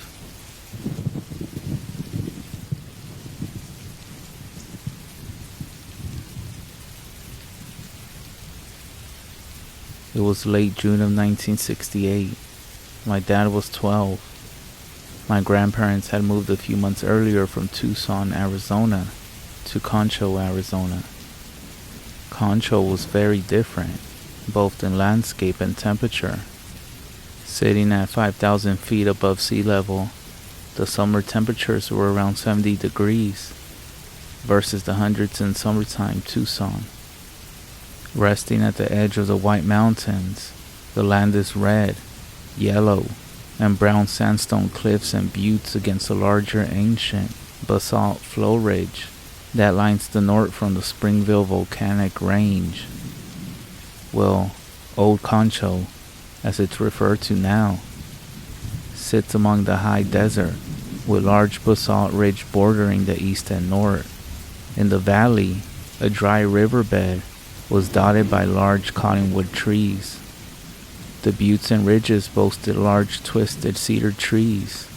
Only about 200 people lived in Concho at the time. It's in pretty close proximity to the petrified forest. Therefore, petrified wood was found on the valley floor. There were also numerous ancient Anasazi ruins scattered along the valley. My great uncle had moved his family to Concho as well. My grandpa had recently finished his engineering degree, and he and my great uncle were doing highway construction all around the White Mountains. They had both purchased land in the Concho area for pretty cheap. My great uncle had 2 sons who were a year older and a year younger than my dad, Tony and Zach. Tony was 13 and Zach was 11. They would spend their days exploring the surrounding landscapes, joined by my dad's American bulldog, Sarge. They had found quite a few ruins, numerous pictographs, and some old abandoned homesteads, most likely from the 19th century. Every morning, they would load up their bags with canteens, bologna sandwiches, and head out into the wilderness to play and explore.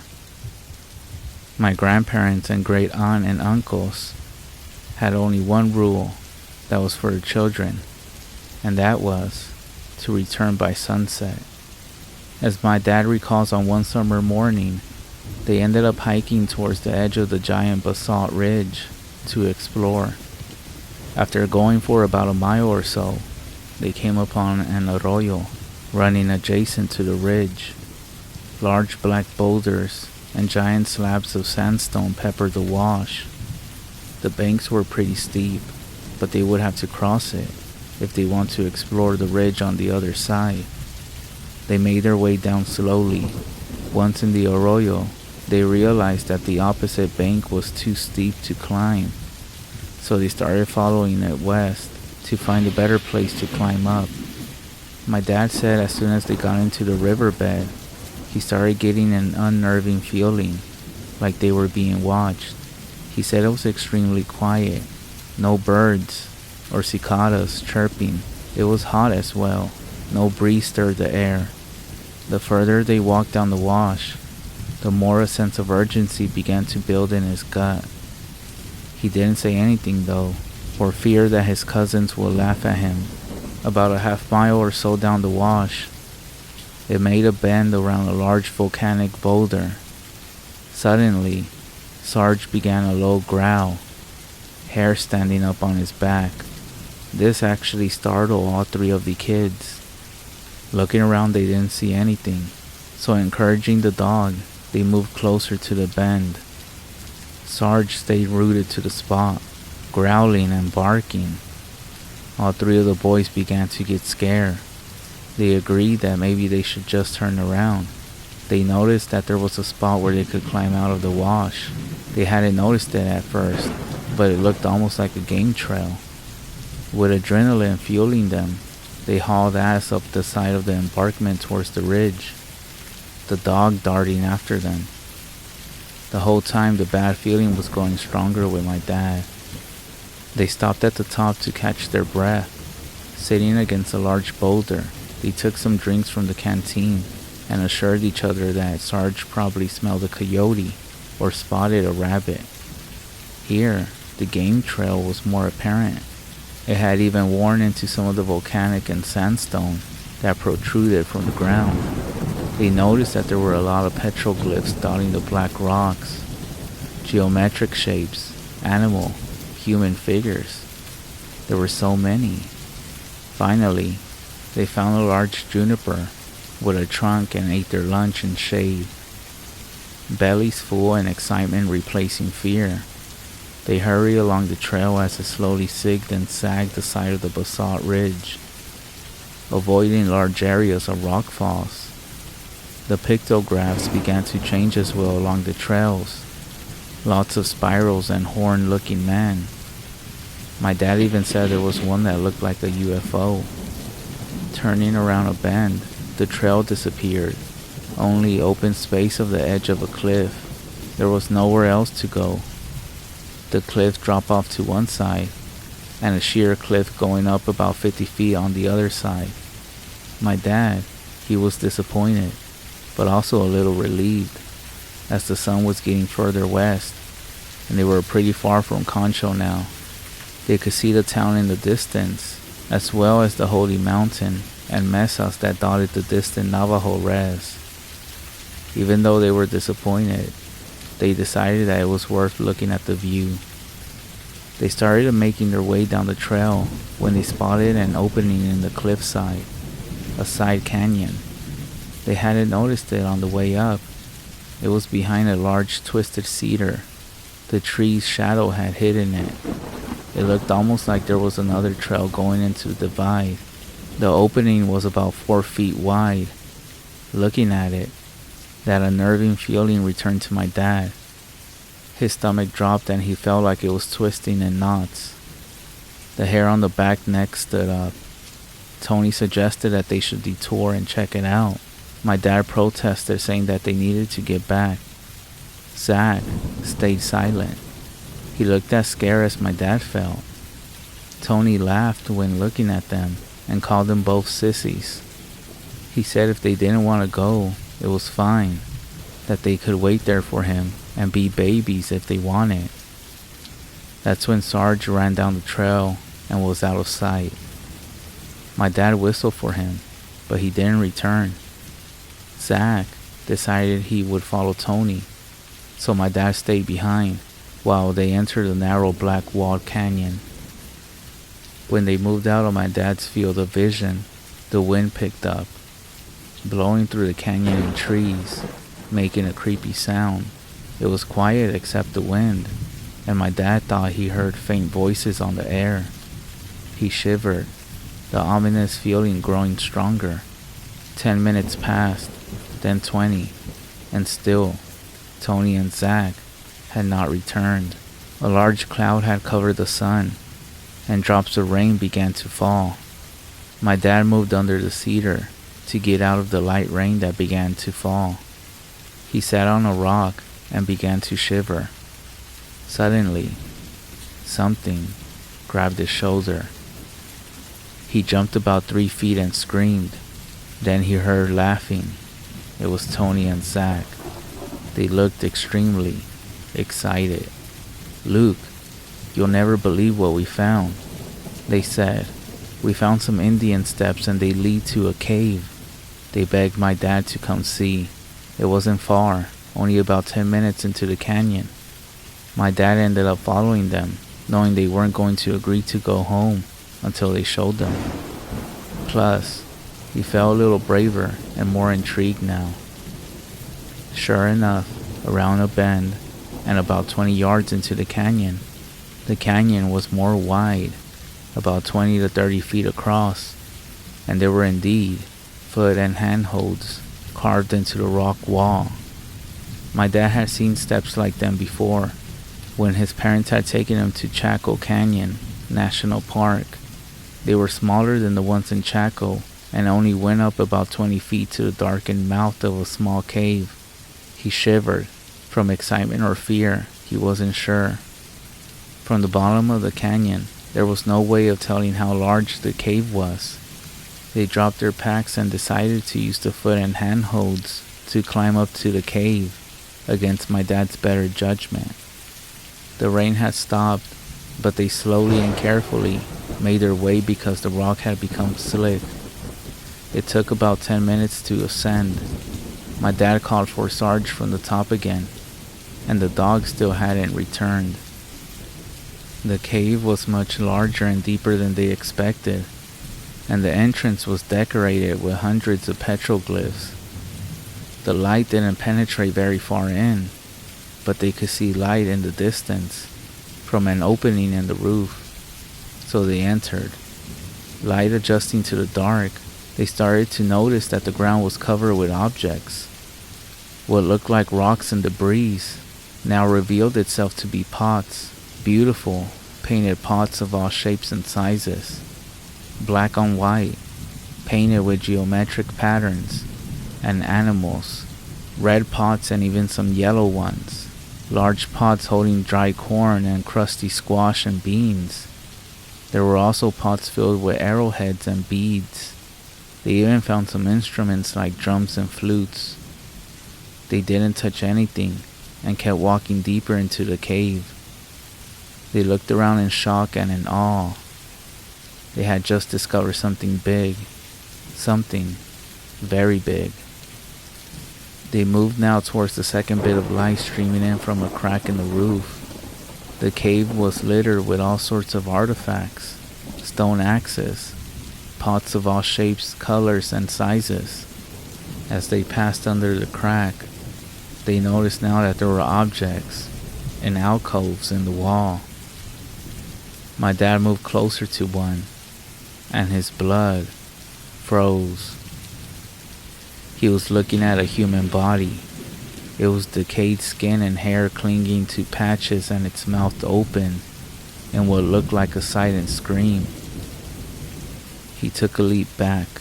Tony and Zach also froze. The walls were lined with alcoves filled with dressed bodies, lining the walls as far as they could see into the darkness.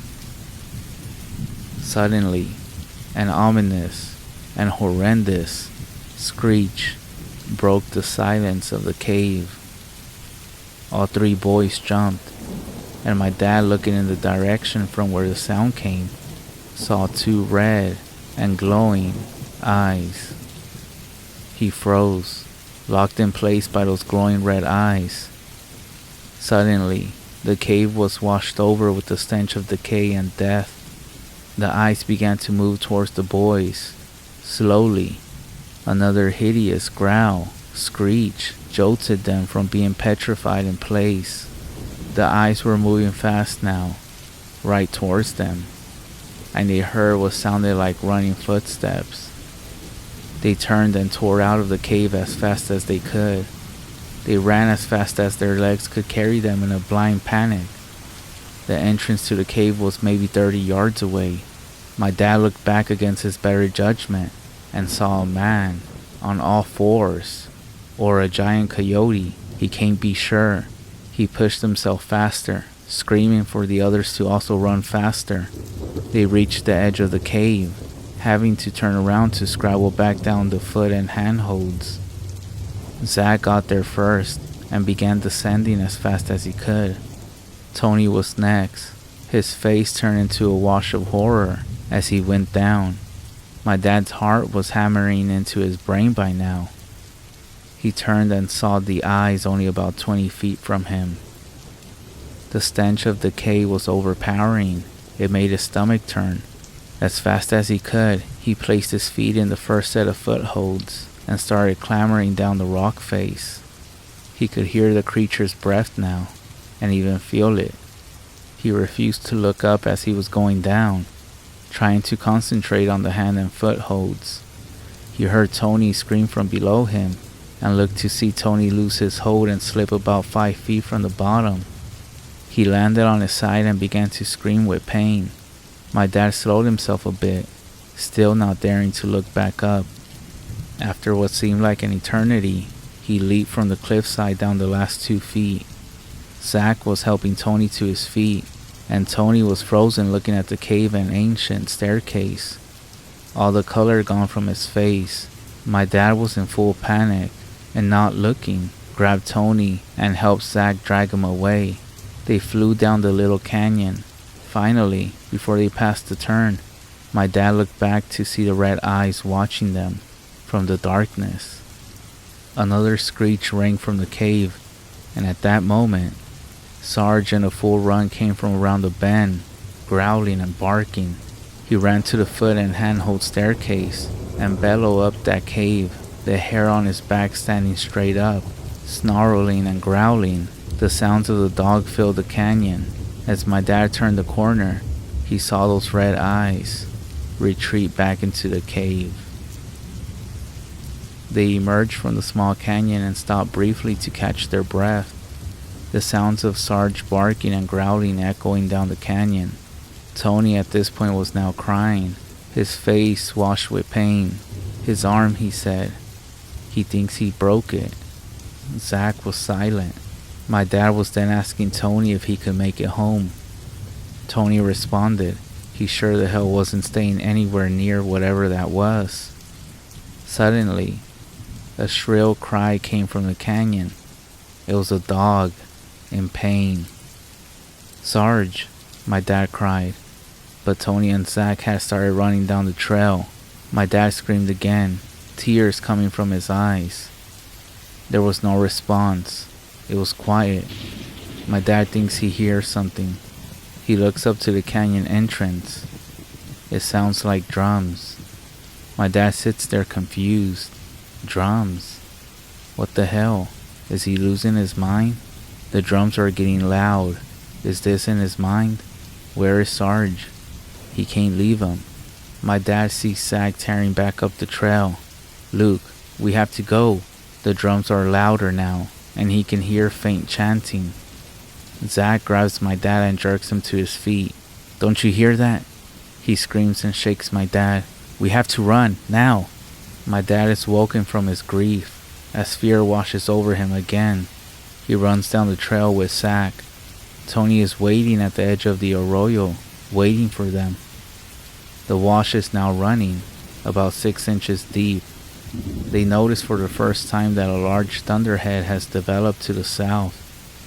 A huge, large black storm dominating the southern horizon, lightning flashing in the distance. A new source of danger crosses my dad's mind.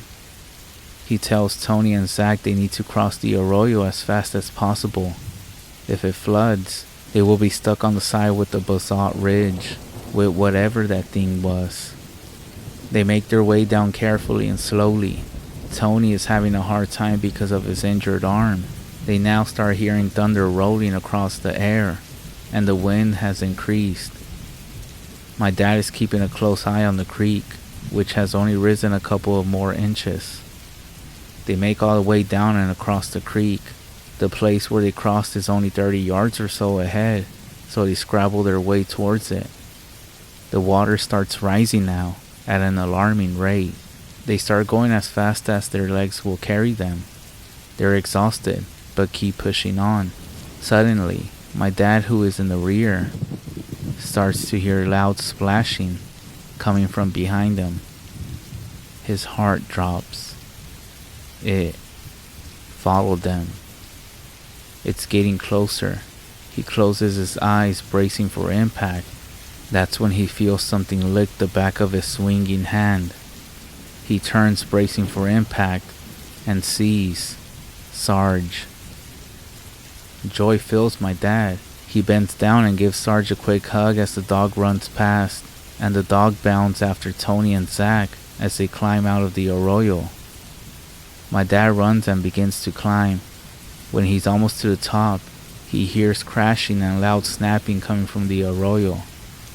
Making it to the top, he sees a wave of brown debris filled water crash through the wash.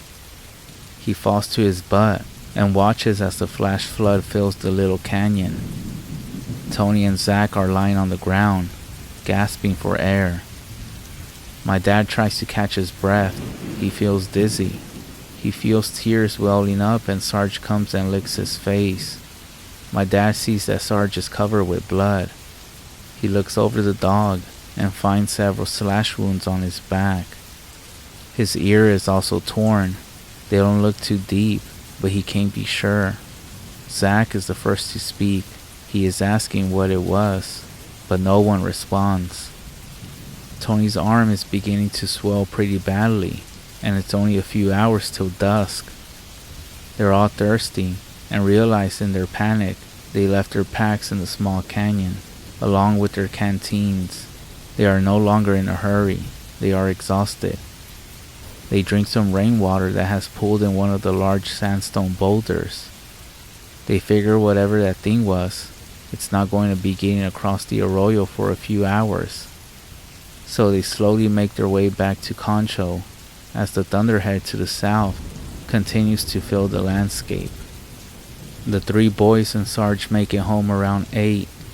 The sun has set, and my grandparents and great uncle and aunt are worry sick.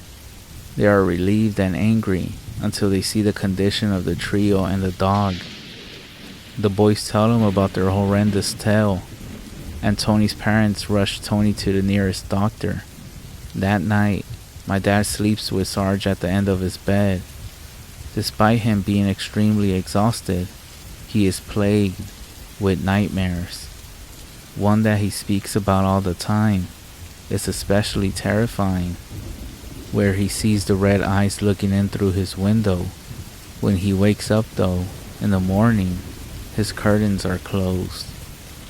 The rain continued for 2 or 3 days. The boys don't leave their homes, still terrified of what happened. My grandpa and great uncle are convinced what the boys encountered was a mountain lion, but they are intrigued by the story of the cave they found. A few days later, when the weather is clear, they tell the boys they want to see the cave. They make the journey faster this time, using my great uncle's Jeep. My grandpa and great uncle also bring along a couple of shotguns and rifles in case this lion is still in the cave. The boys show them the arroyo, which has been filled with new boulders and broken trees from the flooding. They find the trail and start making their way up. My grandpa on the front and great uncle taking the rear. They find the boys' packs caught in a cedar bush. They have been shredded. My grandpa figures they must have been caught by another flood, and they ended up in the trees. They finally make it to the little hidden canyon, which has been blocked by a juniper that washed down during the rain. My grandpa and great uncle get the log out of the way, and they go to the canyon to the Indian staircase. When they look up though, they can make out the darkness of the cave. The water washed away all signs of the boys' previous passage. My grandpa figures maybe at this time of day, the cave is more illuminated, so he and my great uncle climb up the foot and handholds to the top. The boys wait at the bottom, having no desire to go back up there again. It's only my dad and Zach. Tony with his broken arm stayed home. My grandpa calls down for them to climb up. They do as they are told and climb up. When my dad reaches the top, he is stunned. The cave is gone. It's only a 20-foot rock alcove next to a black basalt cliff covered with petroglyphs. He's confused, looks around. He goes over to the wall looking for cracks and sees nothing. My grandpa and great uncle end up questioning the boys. Were they making up stories? No, they weren't. Something attacked Sarge, and the boys hadn't made up being that scared. The dads aren't mad. It's a neat area. Maybe some other weekend they will look for the cave again. My dad and Zach know that this is where the cave was. There's no doubt in their minds. They found their packs and even passed by the UFO petroglyph, but they can't convince the adults, so they make their way to the Jeep that is parked on the far bank of the arroyo. As they load up, sun sinking low in the western sky, my dad looks back at the black basalt ridge, wondering if maybe it was all just a dream, but something in the shadow of a cliff catches his eye. He squints against the sun and sees 2 red shining eyes looking back at him. His blood goes cold. He turns around as the Jeep pulls away. My grandparents only stayed in Concho for another few months. As soon as my grandpa finished the highway project, he got a job offer in the U.S. Virgin Islands. My dad said after that encounter, he had nightmares every night and would swear that at night he would see the red eyes outside of the house until they finally moved from Concho. After he moved, he never had a nightmare about the eyes again. But it wasn't his last encounter with the red-eyed creature. He would see it again when he became an adult.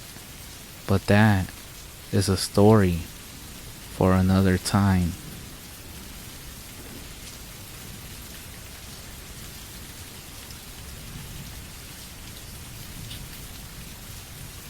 I never told this story to anyone, and I don't really intend to tell it again. I have a pounding migraine today, and this thread has kept me good company as I drifted in and out. I actually don't like talking about this time in my life. When I was around 12, I lived with my mom. We were below the poor level. We lived up in the mountains around Santa Cruz, California. My mom had a friend that owned a large bit of property up there, and he let us stay in a trailer up there. Our trailer was very small and was right beside a garden. A chain link fence ran around the garden to keep the dog the owner had out, along with other animals. All kinds of deer and things are very common in the area. Also, along the fence area was a single room. It was like a tiny house, but it was only a single room on the inside. This room had light, and since our actual trailer didn't, I spent a lot of my time in there. By the way, sorry that the story will be fairly long. I'm actually pretty bad at writing. I just want to say that first, as this will be the only time. So there's this one thing you should know right now. This small fenced-in area was only a small part of the property, but most of it was just a bunch of woods. Also, I refused to leave the fenced area because the owner's dog had been mistreated by children in the past and was very sketchy towards me all the time.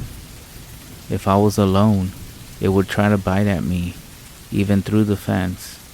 The fence was tall, at least 7 feet high, and wasn't even movable. So as long as the gate was closed, I was safe. With that being said, there is no one else around us for miles and miles. Now I'm telling you all this because I think it's important that you understand what kind of scene this was before I really get into the story. So we have a fenced-in location that seems fairly safe. It contains a trailer and a single room with power that is not connected to the trailer. Nothing else around for miles. My mom's van is parked out in front of the gate to the fenced-in area, and a single unpaved road runs from this garden for about a mile to the main house. Now then, I would bring friends up there to sleep over here and there. We all thought it was pretty cool, you know. Besides, we would get our own room to stay in, to play video games all night long. It was like a dream come true. The only downside was simple. When it would get dark outside, it would get really dark. No city around, and the trailer would not be lit up. There was no bathroom to use in the room, and you would have to walk through the dark garden in order to get to the trailer to use it. Strange things would happen out here from time to time. It was always something that could be somewhat easily explained away though. Noises like people working at night, or once me and a friend were sitting out in the garden and we saw a shadow as big as a small bear bound up a tree, but the tree didn't shake like there was weight on it. The dog also creeped me out, but you know, angry dog, and I was a kid. It happens. Now, I do get scared pretty fast. I always been that way. For example, I have trouble walking through a lit house if I'm alone. My friends, however, tend to be more outgoing, just the kinds of people I get along with. This time, I had a friend over. His name was Jacob. We were staying up all night and playing Sonic the Hedgehog 3 on my Sega Genesis. We started playing as the sun went down, and by the time we were finishing up the game, it was around 2 a.m. That's when we heard it. We turned off the game, getting ready to find something else to play. There was a rumbling in the woods behind the room we were in. like somebody was rolling something really heavy around. We hadn't heard it before because the noise from what we were playing was loud. I immediately got goosebumps.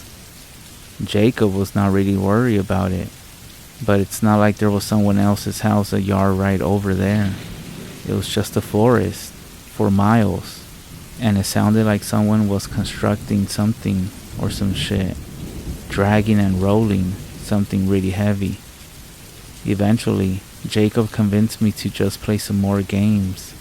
I agreed on the condition that we turn the volume down so we could hear if something happened. We started playing, and I didn't even notice that the noise had stopped because I was into the game. A couple hours later, Jacob said he had to use the bathroom. I was feeling fine by then, so I was fine when he left to the trailer to relieve himself. He was taking a while, so eventually, I decided I was going to go check on him. Besides, I could use the bathroom and grab a snack while I was at it. I got up and opened the door to leave, and when I opened it, he was just standing at the doorway, right outside the door, facing it. It scared the shit out of me. That's when I asked what he was doing, and he just stood there, blocking the exit. I realized he must have sneaked up to the door because I could hear him walk away from the room, but I hadn't heard him walk back up to it. It was super quiet out there, without the noises of the city. I should have been able to hear, but he refused to say anything or respond. He just stood there. I told him he was really creeping me out, but it wasn't like him to try to scare me like this. Finally, I decided to just go to the trailer and use the bathroom myself. I told him what I was gonna do. Then I moved past him, but when I pushed him out of my way a little, his skin felt freezing to the touch. I jumped a little, but it was a cold night, and he had been standing out there for like 30 minutes, so I figured that was to be expected. I walked as quickly as I could over to the trailer, and that's when he followed me, like, right on my tail. It was unnerving. I joked a little, saying that he already surprised me by scaring me at the door. The joke is over already. Finally, I got to the trailer and walked in. He didn't follow. He just stayed at the doorway. Now, I want you to picture this. Imagine inside a trailer with the door open in the middle of the night, and your friend is just standing outside a trailer looking in. I checked on my mom, who was fast asleep. Then, I turned to go into the bathroom. It was a porta potty, and we keep the bathroom door shut because it smells bad. When I reached for the door and tried to open it though, it was locked. That's when I heard a nervous voice come from behind the door. In here. I quickly turned to look at Jacob, but the door was still open and there was nothing there but pitch black night. I froze. I would have heard the bathroom door open if he had come in behind me and gone that way. There is no way to do it quietly. That's when I just yelled out so loud that my mom woke up. I stared at the doorway, unable to bring myself to move a muscle. She got up, walked over there, and looked out. Not seeing anything, she closed the door and asked me what was wrong. By now, Jacob was coming out of the bathroom and acting perfectly normal, but just a little bit confused. I explained what happened, and Jacob said he was just taking a long time in the bathroom, basically. None of them believed me at all, no matter how much I insist. My mom is sure that I just got sleepy and imagined it, and Jacob thought I was trying to prank him. So my mom gets out a big flashlight and walks us back to the room. She tells us to go to sleep, then she leaves and goes back to the bed herself. Now, this room doesn't have any windows or anything, so after a while, I calm back down a little bit. I'm telling myself that my mom was right. It must have been like a waking dream or something. Meanwhile, Jacob insists that he was in the bathroom the whole time. and I'm inclined to believe him because there is just no way to really get around without being heard. So I settled down, but I'm a little rattled, but I'm thinking that I can just sleep it off throughout the night.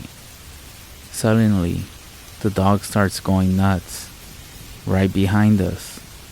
The room is up against the fence, so the dog must have been like right behind the room on the other side. I guess when the dog started going nuts, I got scared because Jacob started laughing at me and said, "The dog barking at a squirrel or some shit, and you're over here shitting yourself." It keeps going like that for a long time though. Suddenly, the barking stops and gets replaced by whimpering. We hear the dog run away. There's about 45 seconds of silence before we hear something new. A small stretching sound on the back wall of the room. We both try to be silent as we can. Eventually, it stops. After 5 or so minutes of silence, Jacob decides to be brave. He decides that he's gonna wake up my mom to tell her something crazy is going on. I wish he wouldn't leave me alone, but there's absolutely no way I'm gonna go out there. He arms himself as best as he can with a tennis racket we had in the room with us.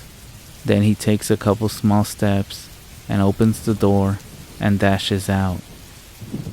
I close it as quick as I can behind him. In less than 30 seconds, I hear a scream. Not long after, the door flies open, and he comes back in looking pale as a ghost. He looks tired and his breathing is like he just ran a marathon. His eyes look as big as dinner plates. I then ask what is going on like 4 times before he finally starts getting words out. He tells me he walked out there and he was walking through the garden as quick as he could, and then he saw my mom, just standing there. He tried to talk to her, but she stared at him with a blank expression. Getting super creeped out because of what happened to me earlier, he took a couple more steps towards her, telling her that he thought something was in the woods. Suddenly, her face turned to an awkward smile. Then he realized something terrible. He hadn't noticed sooner because of the darkness. She was on the other side of the fence. Now, the door to this room does not lock, and as I explained earlier, this room had no windows. As he is telling me what happened, he is also at the same time putting stuff in front of the door, and by the end, I was helping him. In retrospect, whatever was harassing us seemed to not want to actually enter the room or the trailer, because the Jacob one didn't come into the room or to the trailer itself. Either way, we stacked everything we could against the door, thinking somehow, like in cartoons, this would actually definitely keep the creature out. So for the rest of the night, we heard scratches coming from all around the room. I, of course, ended up crying. Jacob looked like his mind had left his body with fear. At one point, whatever was out there was speaking as well. I heard it from right next to me where I was resting against the wall, in my mother's low voice, the same exact phrasing she had used earlier in the night. "What's wrong?" Followed by, "Go to sleep." The sun must have come up eventually. The scratching as well stopped. We heard my mom come to get us. This time, we actually heard footsteps. We of course refused to leave the room. My mom had to go get the property owner and have him take the door off. When we saw that it was actually her, I burst into tears again. We never had any experiences like these again, and we eventually moved away. But that one night still haunts me. I still refuse to go out at night unless I'm with a bunch of people, and I will never, ever live in the woods again. Anyways, I hope you all enjoyed hearing about this, as I probably won't tell the story again. Thanks for listening.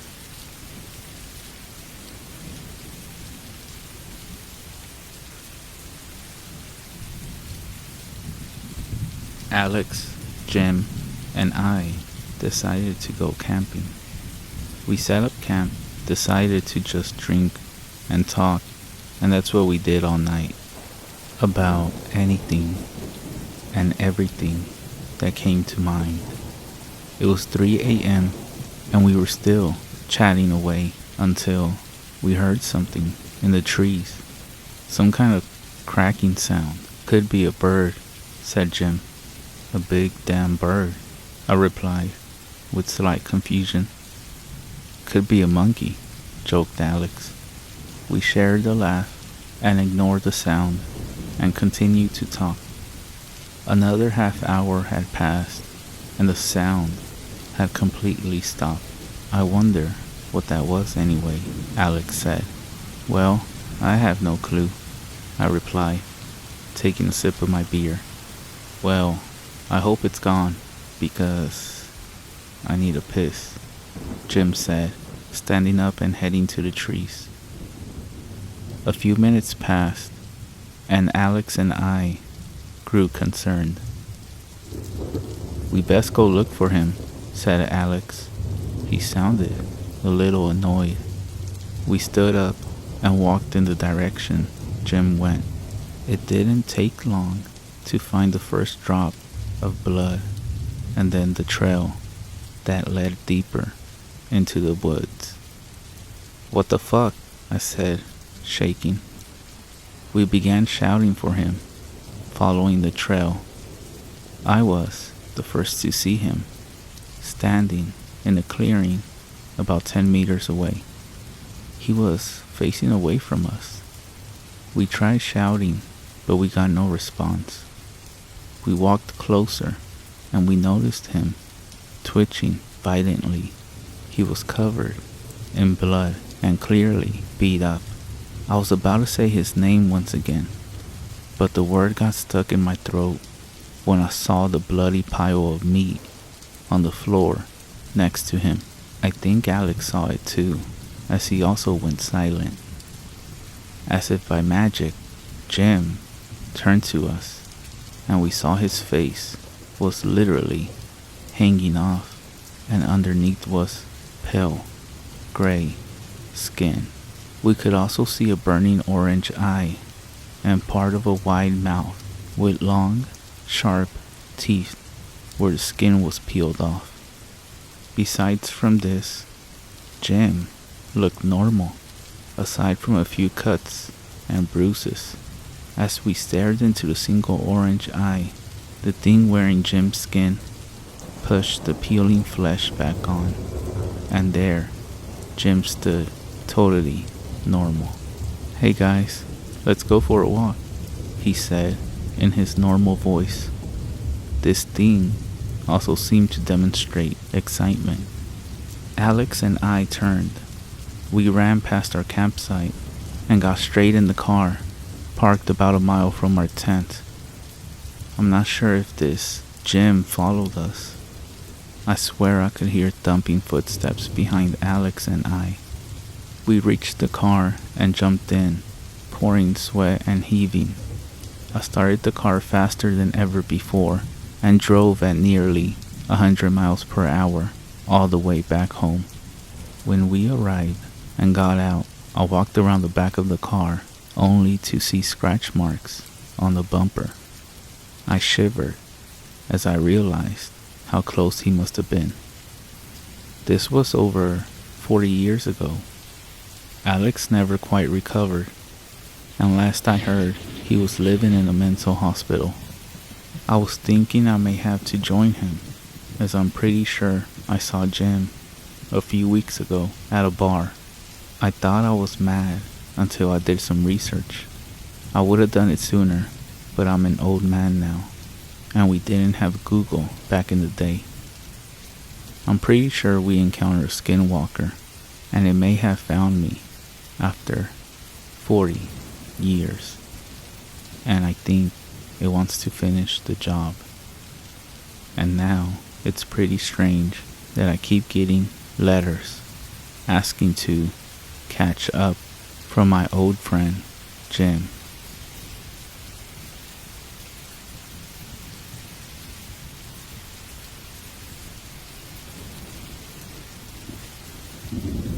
the time stops at 1:09 a.m., roll over and pray that they think that you're asleep. If you're wondering who they are, well, that's the weird part. It's your family, or your roommate, or whoever you live with. I never heard of this happening before, so I'm not sure what I can really do about it, other than pretend I'm sleeping, of course. That's the only thing that really seems to keep them docile. Let me explain what's been happening in a little more detail. This has been going on for the past 3 nights now. I didn't really think too much of it the first night, because, honestly, I thought my family was pulling some prank on me. That is, until last night, when I was attacked by my own wife. The first night was a pretty early night for my wife Kelsey, and my twin boys Eric and Aaron. All of us were out cold by 9 p.m. We had a pretty long day of splitting wood to stock up for the upcoming winter. That night, I woke up to an odd silence in the house, like everyone had left, and I was alone in the house. I grabbed my phone and checked the time. It was 1:09 a.m. I looked over just to check if my wife was still asleep, and when I found the bed empty, I sat up and looked around. The house was pitch black other than the hall light by my boy's room that we left on, and with that light, I could see 3 shadows cast along the hallway wall as my bedroom was left open. Kelsey, I called out. That's when I saw the 3 shadows twitch at the sound of my voice, like they were startled. Kels, I called just a bit louder. This time, a shiver went down my spine as all 3 heads of the shadows looked in my direction. What the fuck? I whispered to myself, tossing the blankets off from me as I got up to investigate. I tiptoed to my door with a feeling of unease growing in the pit of my stomach. Once I got to the door, I peeked around and was pretty creeped out at what I saw. Kelsey and the boys were all standing still, with their bodies turned towards the boys' room.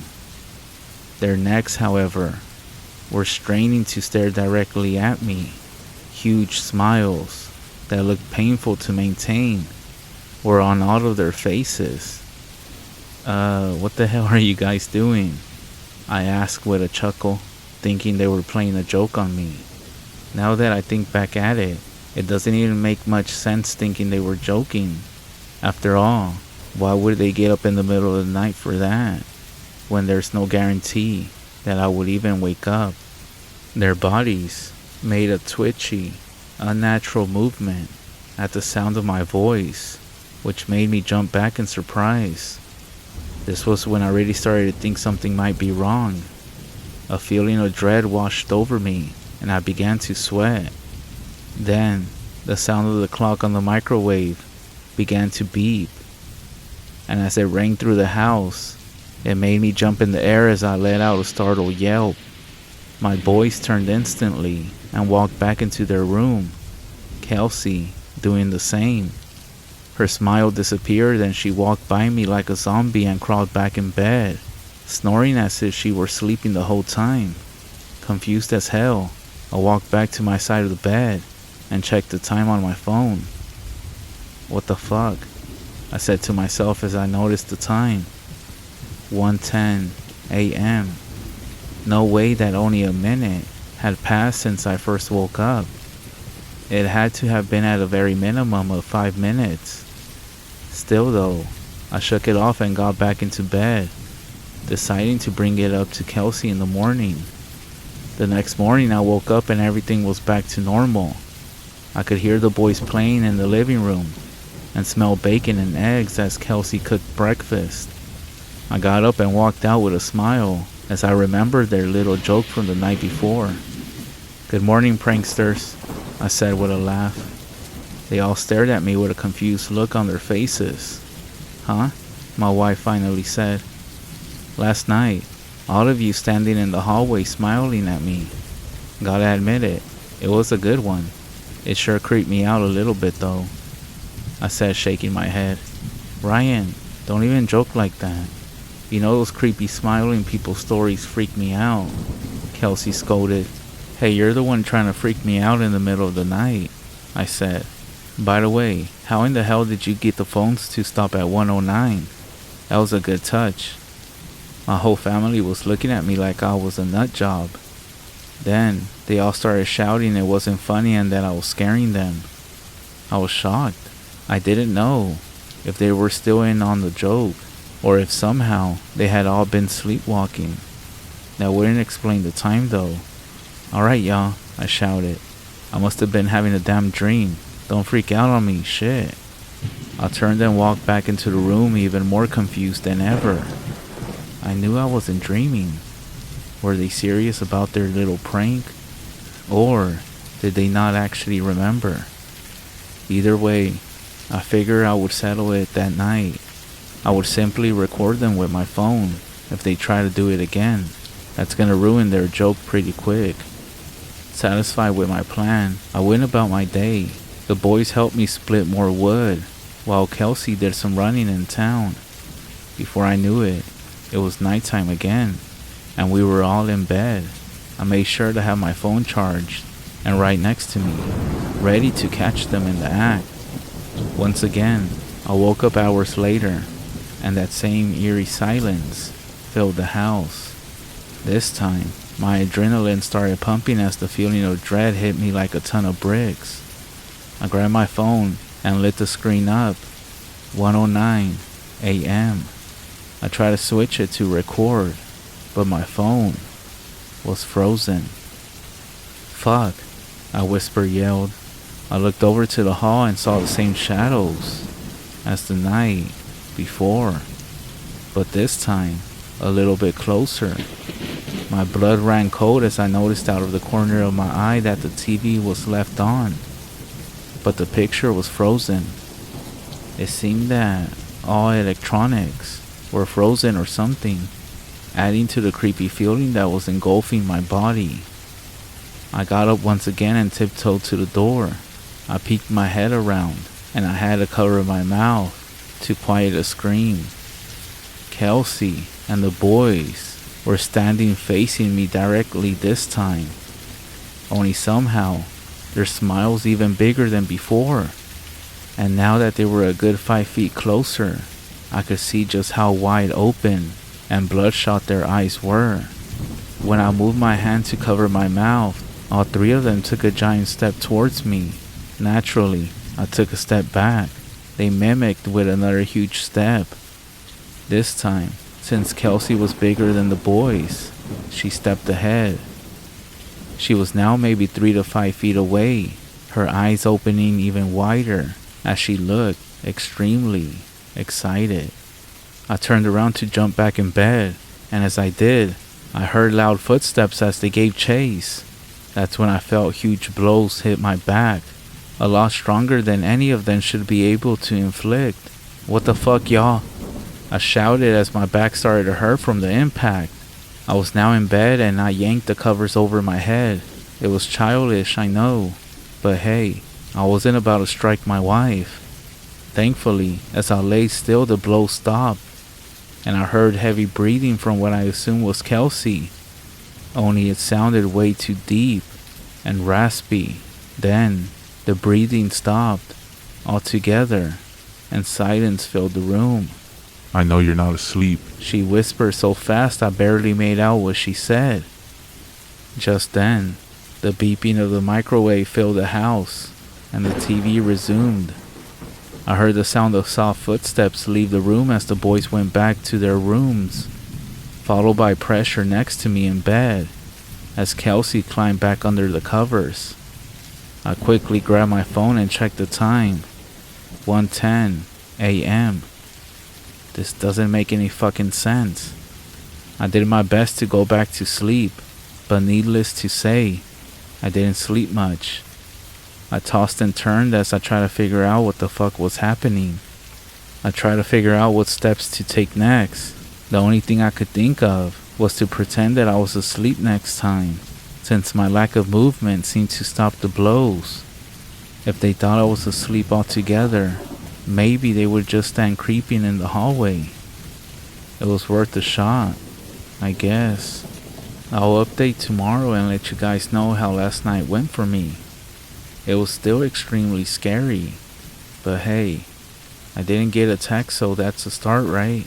I got another plan for tonight too, but I'll just put that in the update tomorrow. Wish me luck, and if anyone's got any idea as what to do here, please feel free to help me.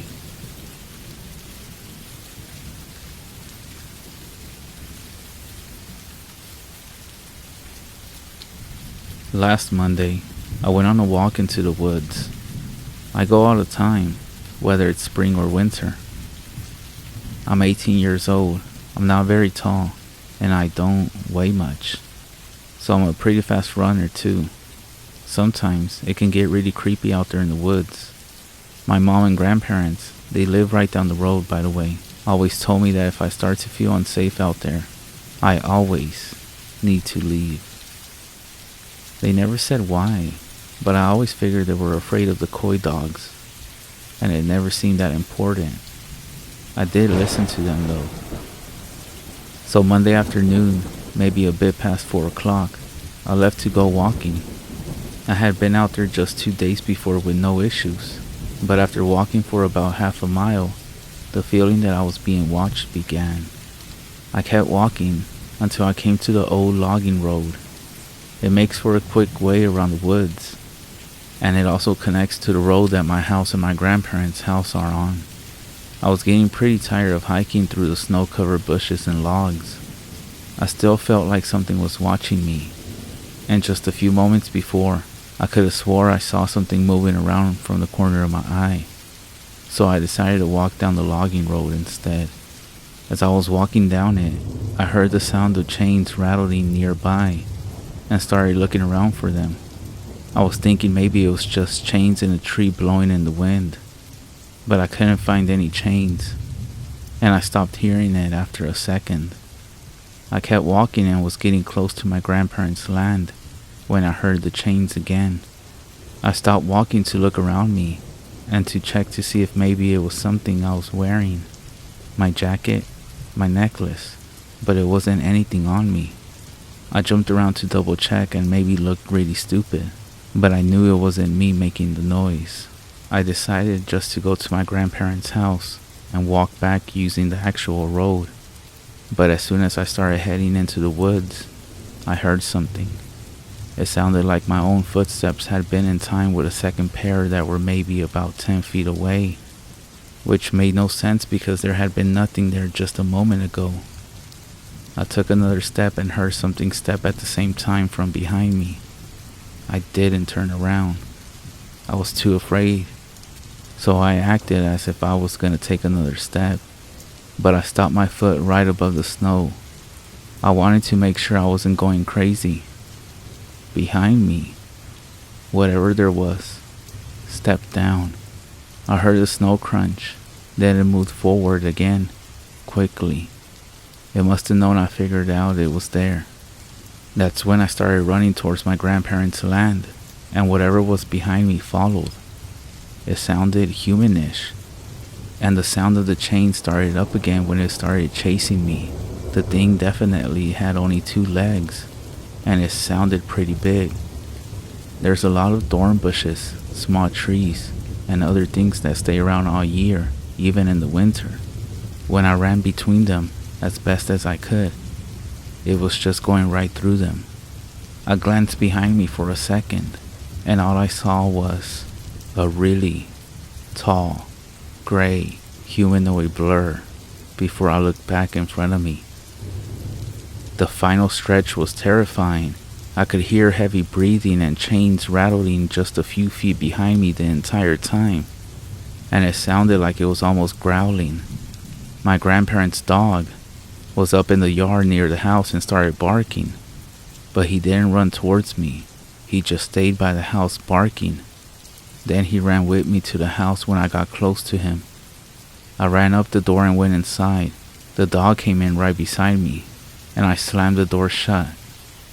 I didn't hear anything, and I looked out the window. but there wasn't anything there. The dog was leaning onto me and shaking. My grandfather came to the door from upstairs after just a few seconds, and I started crying and told him everything. He became very serious and told me, "Don't think about it. Just forget it ever happened." I tried to ask him why, but he refused to tell me anything. I tried asking my grandmother too, but she didn't say anything. And she changed the subject.